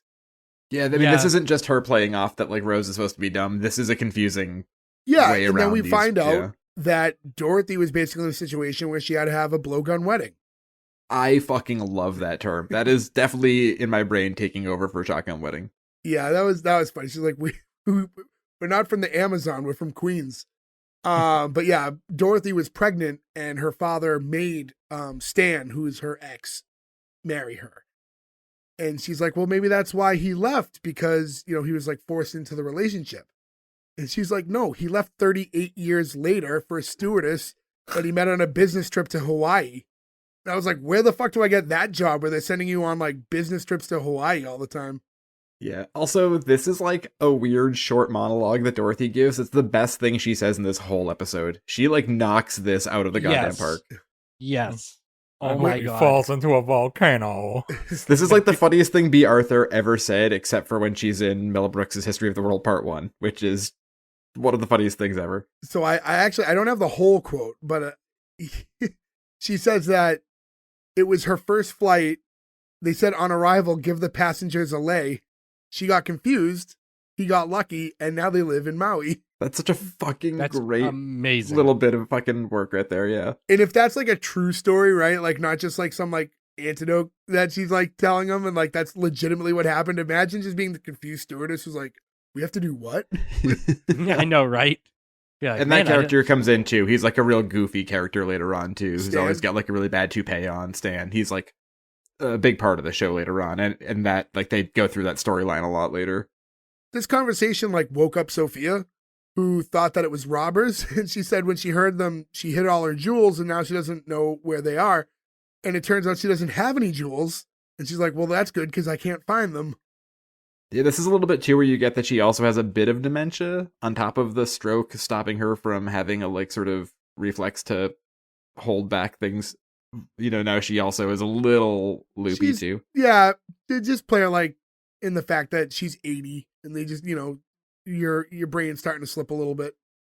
They offer Sophia some tea, but she says she would prefer a shot of gin with the beer back. And I am What is a gin shot drinker. of gin? Yeah, I was gonna say I'm a gin drinker. I would never just do a shot. Someone of born gin. in the 20s. Okay, that she's like used to drinking bathtub gin in prohibition time, so it's a little different, I guess. And again, yeah. like gin's like my go-to most times I'm out, and I would just never be like, shot of gin, please. Like I would never, ever, ever do that. If I ever see anybody take a shot of gin or a shot of vodka, I just assume that they're a fucking monster. Like that, those aren't shooter liquors to me. It's weird, man. Gin on its own, tonic Christmas on its tree. own, not my thing. Gin and tonic together, magical. Ah, Yuck. little I don't like squirt of- tonic water, but I'm a big I don't- soda water drinker. I I don't love like tonic tonic water. water. I was gonna say I know Gordo likes tonic water. So Detest it. there was like a couple weeks back we were recording, and I had like nothing to drink in the fridge, and all I had was like an opened tonic water. Ugh. And I'm like, all right, better than nothing. And I brought it up. I'm like, I hadn't had tonic water straight up in years. So I'm like, I probably like it more now that I drink gin and tonics. I took a sip and I was like, this is fucking vile. Like I couldn't, You can't drink it alone. and it's weird. Would- It's like, I drink so much of it in drinks, but I can't do it solo. But gin's such a flavorful liquor that it really offsets it. I drink tonic water on its own. I put a little bit of lime, and you're good to go. My Tastes Nana like likes tonic water. Again, gin and tonic's my go-to drink, but not on its own. See, I I'm will a say I'm it's a good vodka with- soda drinker, and I've gotten vodka tonic by accident more times than like I can count. And there's nothing worse than getting that first sip. And like, ugh! I'm a What soda happened- drinker too, and if they fuck up, I ordered a bourbon. I think we talked about this in the podcast. Where I ordered a bourbon and soda at the hotel in Canada, and they gave me a Crown Royal and tonic, and it was like the most vile combination. But I was like, well, I'm fucking drinking it. It's midnight, and this is all there is. I remember I was out with like a date once, and she was drinking Ferg's drink essentially. So she was drinking like vodka soda. I'm drinking gin and tonic. The person screwed it up, gave me soda, gave her tonic, and it was like now no one's happy because she didn't like vodka tonic and I didn't like gin and soda. It is a funny thing as you get older when you find your drink. Yeah, You know, I love a good Um, beef eater and tonic with a lemon. especially when they're just lemon. these drinks that are just like simple old people drinks. yeah. I mean, like everybody who mentioned a drink they like here mentioned 2 ingredients, which Yeah. I think is also a thing about getting older too. Where like you don't want anything that's more than just like 2 ingredients or whatever. You know. This isn't us all being 21 at like Faneuil Hall bars in Boston going like, let's all do kamikaze shots all night. But Who are the Somebody put one of bartenders? those Like, in front of fuck me you now. guys. what about cement trucks? The Cement mixers. mixers. Yeah. That's. Those are kind of cool. I mean, Those are They're a that's like novelty. that's just a like funny prank. Yeah, it's a prank shot. For those of you listening who have never done a cement mixer, you basically get like the Rose's sweet lime juice and a shot of like, is it Bailey or Kahlua that you do? Kahlua. no, it's I think- Bailey's Irish it's Bailey's. cream. It's Bailey's. Bailey's. Yeah, that Bailey's, is yeah. the Irish bomb. No, No. so you need the That's extreme Bailey's acid. and Kahlua. That's Bailey's and Guinness. Yeah, that's a totally separate thing. There's more than one Bailey's drink.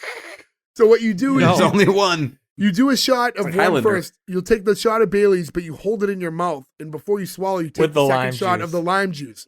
Then you swish your mouth together, and then when you swish your mouth, the extreme acid and base curdles the drink, and that's why it's a cement mixer. Basically, turns into like almost like a The thick pudding. consistency is You're uncomfortable. supposed to trick someone, tell them how long can you Yeah. keep these in your mouth, and like, Yeah. but don't tell them what it does. It's like a you just turned 21, it's your first night at a bar, let's fuck Right. with our friend drink. My brother refused to do one. No, he refused to do the Chicken Prairie Fire. Oh, that's right. That Yeah. was like Wait, the other I don't know one. the Chicken Prairie Fire. What is that? Yeah, what's At that? Hong Kong and Boston, they do this 21 shot, When you turn 21-year-old 21, shot. You have to do it, yeah. It's Put an an egg egg, in it. hot sauce, and tequila, I think. It's That sounds disgusting. Fucking but awful. Jay's brother refused to do it, and the guy who makes the shot there regularly, he's like, I've been making this drink for 11 years. He is the first person to not do it after I made it. And we were like, oh, you bitch. I mean, but again, like when you're 21, you're like, okay, I'll do it. At 37, though, you're like, get the fuck out of here. I'm not doing that. Are you crazy? My first drink when I turned 21 was actually my MySpace profile when MySpace died. I did a Three Kings shot, a Johnny, Jack, and Jim, and it was Lights vile. out. Yeah, That sounds terrible. Yeah, that's it is. Yeah, I think once you get older and you're like, I mean, like, look, a shot is a very rare moment in my life now. I know, Gordo, you don't drink anymore. I don't know about you guys. The last time you did a shot on purpose, it doesn't seem to come up very often at this point in I life. just got back from a wedding so recently. But that's a thing. Is people doing it at like a wedding or Yeah. something? That's an occasion. Yeah, it's more of a celebratory thing than anything else. but even then, I'm not like line up the tequila. Like I'm like make one of No. these mixed No. shots, like even like a kamikaze or something like that. Like because I don't need that much alcohol. No, and I mean I haven't drank in so long that it's a non-factor. Because especially for at me. weddings too, you're like, yeah, shots, and then you realize it's 9:15, and you're like, uh-oh. You are Yeah, hammered. this I day's have going fucked long. up. Yeah. I went to a wedding maybe a month or so ago, and it was like open bar all night, and I felt so responsible that I stuck to High Life for the first like 4 hours or whatever, and then moved to water. For even the next day, like, people were like, I'm not going to mention names, but a friend of mine who you guys know said, like, made the comment to his girlfriend, she was like, Joe's being responsible. You're not allowed to be more drunk than Joe is. I was like, I finally grew up. I did it. I'm the responsible one. So yeah, all this aside, to go back to the actual episode, this kind of started this conversation about how Rose shouldn't have had the tea so late because now she's going to have to wake up in the middle of the night to go to the bathroom. And typically she cuts off all liquids at noon. That which is wild. seemed And a like little clearly a extreme. lie. Yeah, so you don't drink anything with dinner. Yeah, there's no way. But Sophia says she never has that problem. She goes to the bathroom every day like clockwork at 7 a.m. Unfortunately, she doesn't wake up until 8. I laughed. Also, I laughed, yeah, but also I know Sophia's retired, but like Jesus Christ, can you imagine like sleeping till 8 is sleeping so late to me. That Yeah. even at retirement, I'd be like, you were wasting so much of your day if you're getting up at 8 every morning. I sleep till like noon, 1 o'clock on my days off. I could never. That would ruin my whole. I'd be miserable when I woke up. I'd feel like So I now- lost so much. Yeah, so for me, like I for work have to wake up at around 2:30 in the morning. So if it's my day off, I wake up at like 5 because that's sleeping in. Like, and also I don't want to get so off routine that when it's time to go to bed for work again, like I'm completely thrown off because I stayed in bed till noon. Yeah, you'll I'm break an your animal. cycle. I'm an animal. I'll do it. I remember Don't you being feel like, like you're just a waste when you wake up though? Like, what do you do when you wake up at 1 in the afternoon? yeah, like you remember sleeping over, like if you did like a sleepover when we were kids with Gordo, it's like you'd wake up at like 9, 8, whatever, and Gordo's fucking unconscious for the next 5 hours. And it's like, all right, I guess I'm gonna go home. Like I don't know what the fuck's going on here. I've always been a night owl. Like I always have been. Like if I could do something where I worked like till like 12, 1 o'clock, 2 o'clock, like I would totally do it and not have to work at a bar. They get all types of weird overnighty jobs. I don't want to do completely overnight. I just want to do till like 3, 4 o'clock in the morning, and then I'm You good could be to a go. professional werewolf. True. Have you thought about professional werewolf? I have. You can apply for that on monster.com. Hey, Wow. Waka waka. So moving forward, it's now the day of the wedding. Rose and Dorothy are talking, and Rose is suspicious of Harry, which seemed a little out of nowhere, right? There was no build up to that or reasoning, but she says she can't even really place why, but she needs to tell Blanche, and she can't marry him.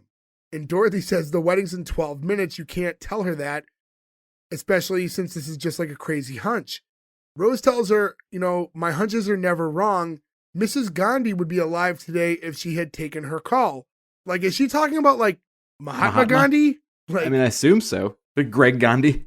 Yeah, it's just like, I was like, is Mrs. Gandhi like a neighbor who died? Or did you have the phone number for Mahatma Gandhi's wife? One of 4. He was married 4 times. 2 died young. Yeah, like, so which one are they talking someone about? they know. Yeah. Rose keeps saying, like, I'm going to tell her. So Blanche heads in, and now, like, Dorothy is doing everything to stop Rose from saying anything to her. And at one point, she, like, throws something across the room and basically makes Rose play fetch. And then later, when Rose says, I think it's a mistake, Dorothy finishes the sentence and says, to wear all that makeup. So that's kind of like mostly what's going on in that scene. Is Rose wants to tell Blanche that she has this hunch, but Dorothy's like, I don't know, like even later throughout the next few minutes, she's really pushing it along to make this wedding happen. And I didn't really know what her stake in the game was, why she's trying so hard to make it work. I think the wedding's going to happen regardless. Yeah. She wants to preserve the friendship. She tells her that, they get in a fight, they move out, they never see each other again. Yeah. And each other is all they have. I think that's Thank also you for just a being a means to an friend. end for the show to get to the physical comedy scene, right? Where, like, that's what this whole set piece is Yeah. a lot of physical Throw comedy. the ball, all that stuff. Yeah. The headlock. Yeah. Because Blanche Headlock goes, killed me. well, yeah, because, The kiss is what killed. The kiss is good. well, next Blanche goes on about how happy she is. So, like, you see it's like killing Rose because she wants to say something. And Blanche excuses herself to go to the bathroom. And whenever she gets nervous, she has to go. This is why she opted to get married at the house, because she doesn't like the germs in public bathrooms. And it's like, if you're this much of a germaphobe that this is affecting your wedding venue, then you are at a point in your life where you can't leave the house. Like, How does she fuck? Okay. So yeah. What does that have to do with public bathrooms? Because she's made out to be a hussy, and Right. so if she's that icky with private parts and bums and peepees, Are you does leaving she- out poop? Poop is a very big part of that. I feel like I'm in kindergarten having this Yeah, I don't know what's conversation. going on right now. That being said, you left a golden opportunity. You said, if she feels so icky, you could have said, then how does she still get the dicky? And you didn't take it, so that's on you. That being said, And we're in kindergarten. yeah. Yeah, Jay No, saying I'm saying, listen, you guys already set that up. You left Grow that one up. on the table. But what Jay, I'm grow trying up. to You guys are in say, kindergarten. You didn't do the rhyme. what I'm trying to say though is the actual like reality of the situation. If she had to make her wedding be at her home because she's so skeeved out by bathrooms, how do you do anything?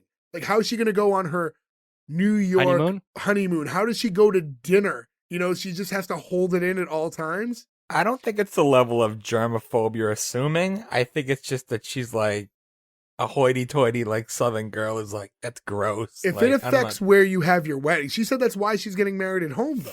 That's the only reason it strikes me as odd. is it just because she's nervous though? Because she says she does it when maybe she So can she's going to have to curb pee it. that much? Yeah. But I think that's also an excuse. She's old. They both have been married. Yeah, you're not going to have a big, like, outdoor wedding with festivities and stuff. So at the house makes the most sense anyway. Yeah. As she heads over to the bathroom, this is what you guys were talking about earlier. This is like Rose now, like, as she exits the room, like, goes to scream, don't. And then Dorothy's like quick to like cover her mouth with her hand and tells her Blanche is happy. And, you have to promise you're not going to say anything. And she's like, do you promise? And then kind of uses the force of her own hand, which is over Rose's mouth, to nod yes. And then Blanche walks in as Dorothy, like, kind of transition into that sleeper hold. But Blanche is, like, confusing this for a hug and, like, joins in on it and, like, gets in on this, like, 3-way hug. And, it's, saying how she's never had 2 better friends.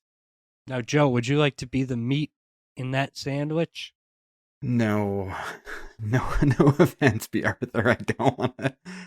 I don't want to be part of that one. I don't think.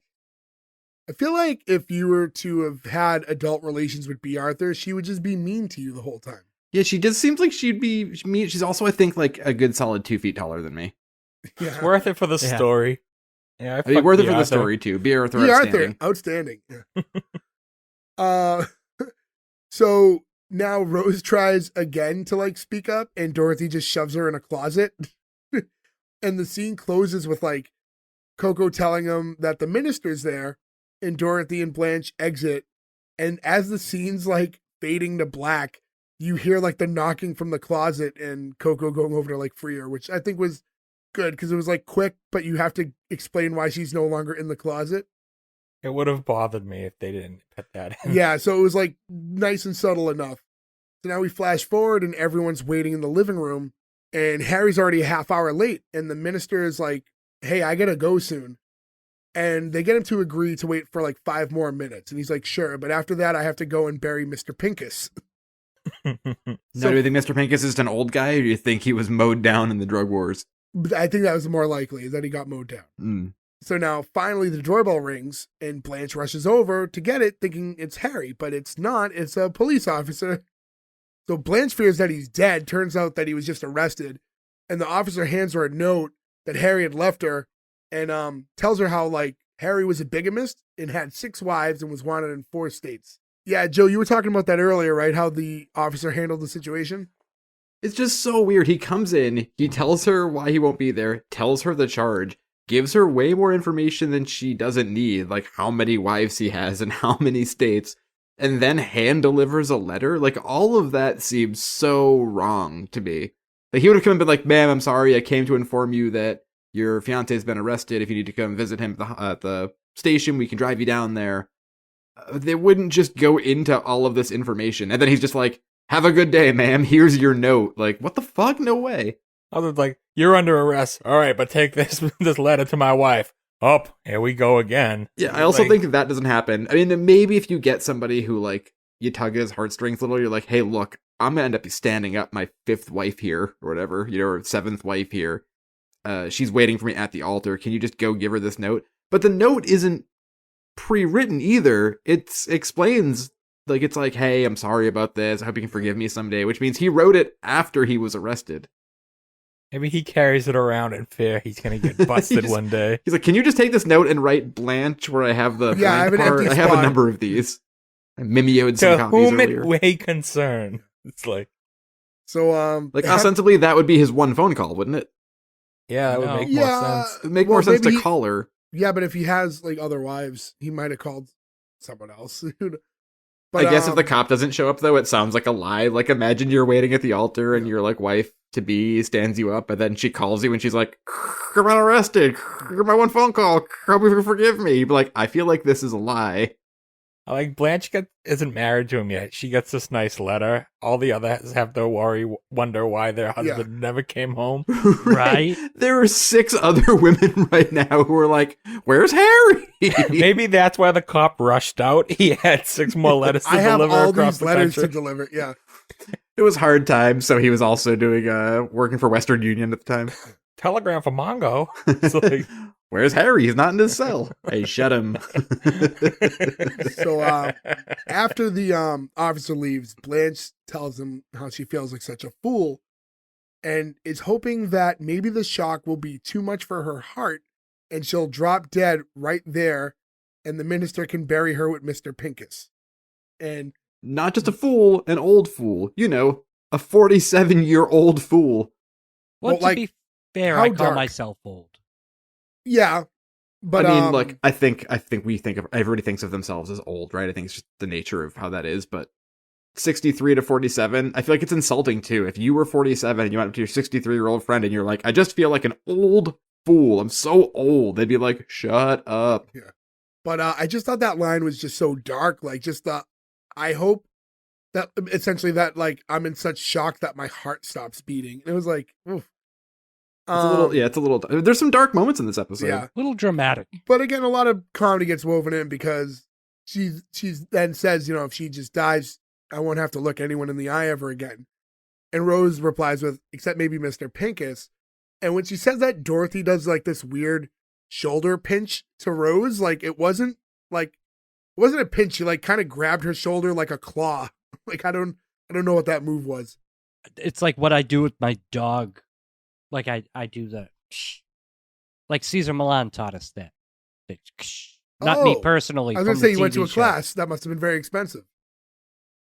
They are, but no, I just watched the dog whisper. But you're supposed to do the Go psst. to the So dog. Didn't know that. the next scene is it's a different day. And Rose and Sophia are outside in the yard lounging when Dorothy walks in with a wet newspaper. And she says, "If I meet our paper boy, he will not live to be a paper man." Florida's having a drought in the entire state. There isn't enough water to make a cup of tea, and he finds a puddle. I find it hard to believe that they didn't just open up and pour rain for like 20 minutes a day in Florida, because that's just what Florida does all the time. Yeah, me too. Think about like those times though when you were so like reliant on the newspaper for like your daily like entertainment, and it just shows up and it's just soaked. You can't read it. Well, I mean, at this point, too, we're in the era of cable news, right? CNN was a 24-hour network still, right? That started in 1980. Oh, don't know no, if they now have I'll cable. never know what happened to Marmaduke. Like, I hope only Dilbert was around. That's this is also when she walks up to her mother and holds like the mirror under her nose to verify if she's breathing or not, because she was That's like a laying gag still, that'll yeah. never not be funny. Yeah, that was really funny. And she then asked Rose how Blanche is doing, and we find out she hasn't left her room in like 3 weeks. She called out of work. They're nervous like she's gonna get fired. And Dorothy says, we've tried everything to get her out of the room, and it kind of goes over like, we've offered to take her to concerts and all this and that. They can't get her out of the house. And Rose is like, well, grief takes time.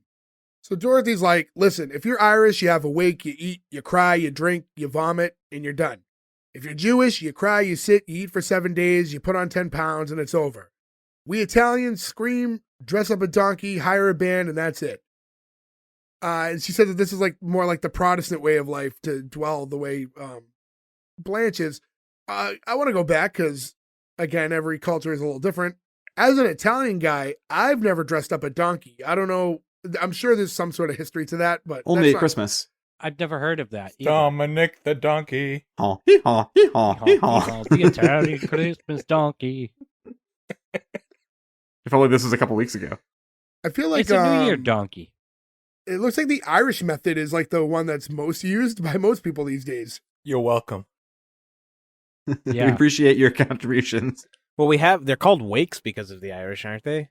I think so. I Is think that that's how something that like- started? There was like a famine, and like they were burying people still alive because of whatever sickness they were getting, and then so like the wake was literally to see if they would wake, Oh, and then they would bury them. Also, And it was very done in fucking your- dark. And it was done in your house. Yeah. You would also have bells on.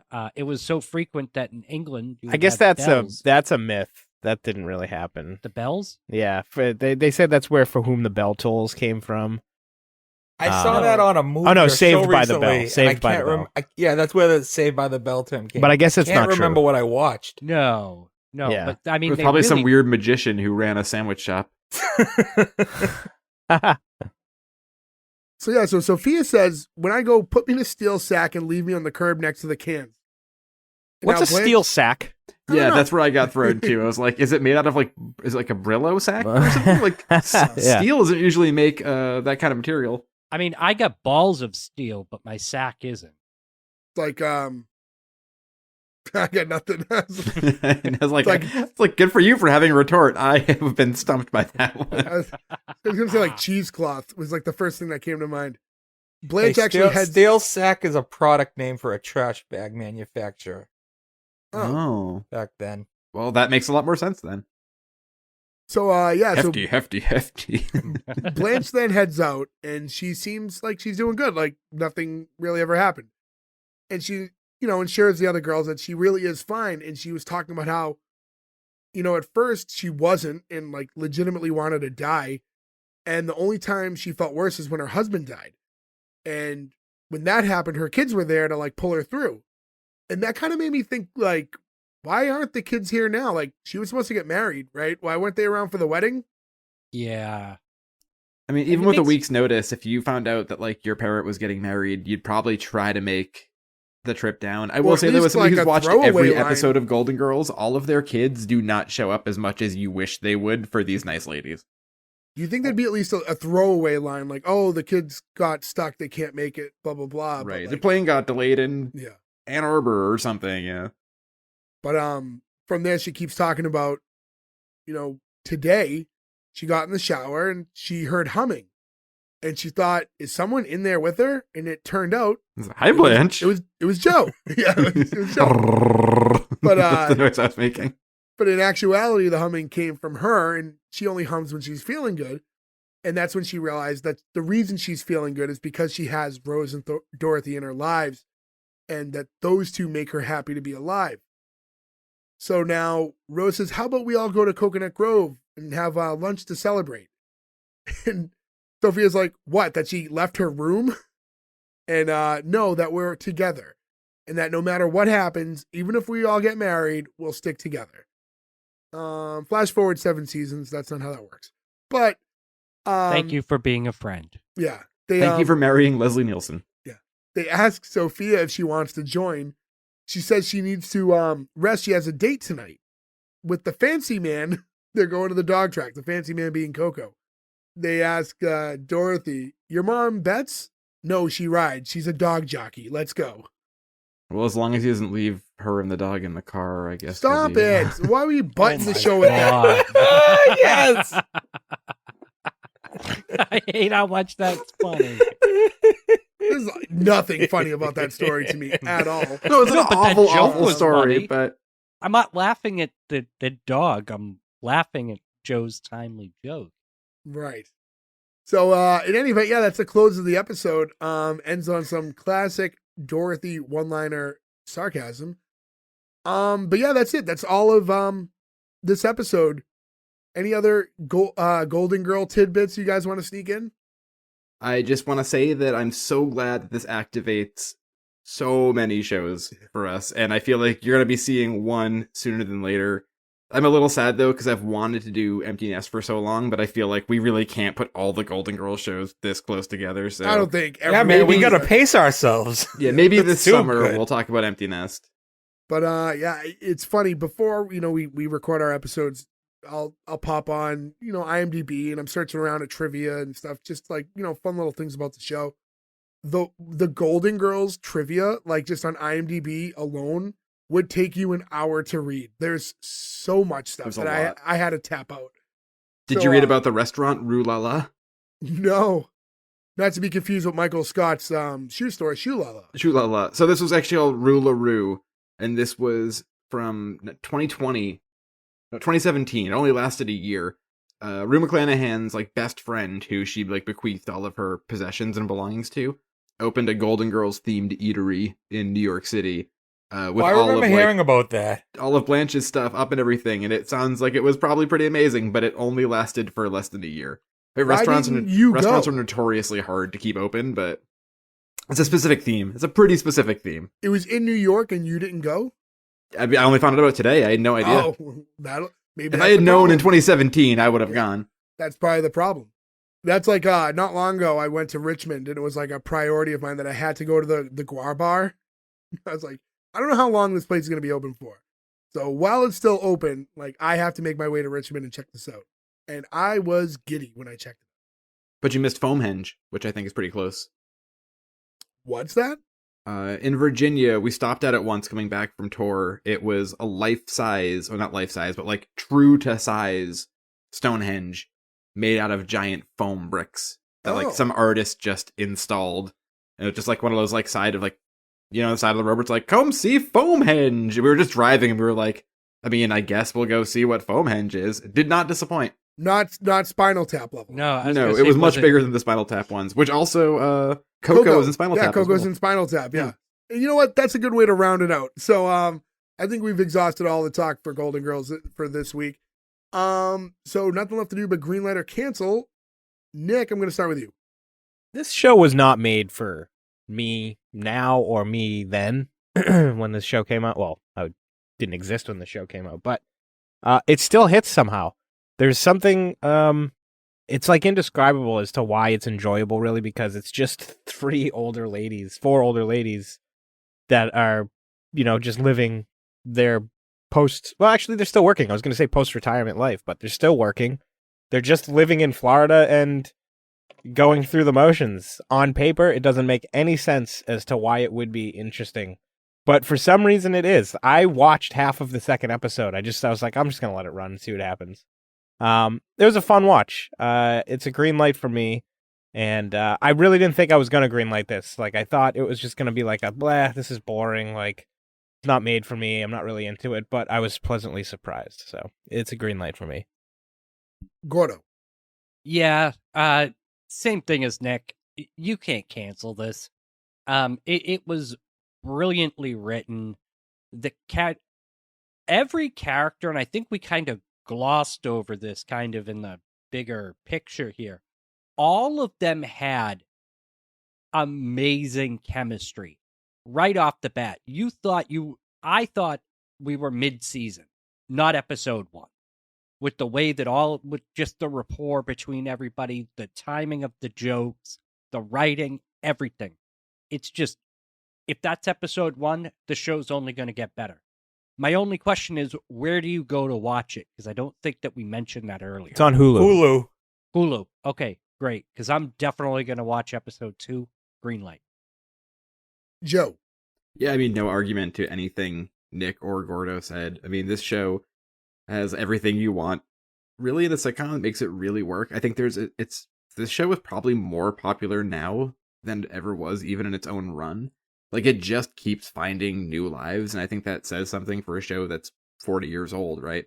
Like, it's dark, but it's funny. It's heartwarming, but it's zany. It talks about weird, dark cocaine stuff. But it all works, and it is just kind of a weird, perfect sitcom. I absolutely love this show. Although I do love Golden Palace more, but green light. Berg. It's one of those shows that became just popular to meme on, more than anything, and people ironically for the longest time. I had pretty much came in here full plan on canceling it because, like Nick said, it wasn't made for me, wasn't anything. I have no intention of watching the next episode. But I'm giving it a full green light because I did enjoy this episode, but not enough to keep watching. I think it's a well-made show and everything like that. Great cast. Everyone, like Gordo said, great chemistry. It's a well-made show. It's just not for me, but green light. Yeah, so I'm not here to rock the boat. I'm going to give it the green light as well. So I don't think it's a perfect show. I was confused by why, it's not because I know about the future, but Coco's character didn't have much of a place. They didn't give him much personality or anything to do. So he just kind of existed. So I can see why he was phased out. Maybe if you had given him a little bit more, he would have worked out. And like I said, there was just so much stuff I really did like about it. The way they kind of weaved in their back history without forcing it down your throat. So when I started watching it, my initial reaction actually was to cancel. But then just as you think about it, and it's clever, and I just think they make it so relatable. I said that earlier.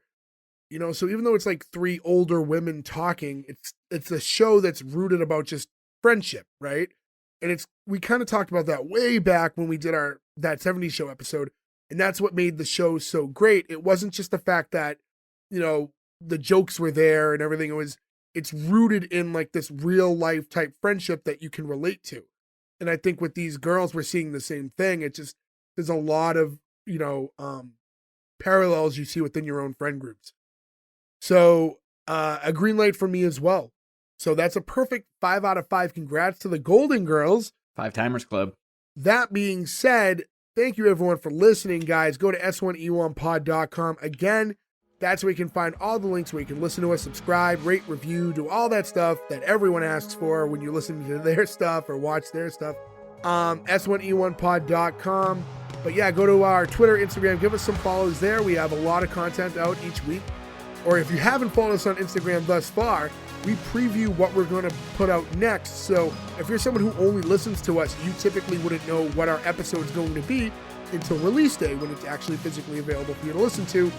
If you go ahead and follow us on Instagram, you find out a few days prior what that show is going to be, which gives you the opportunity to watch it ahead of time, and then it might be better for you to follow along. Happy New Year. Thank you. Goodbye. I think we got the best too much information policeman. I'm going to bury my Mr. Pincus.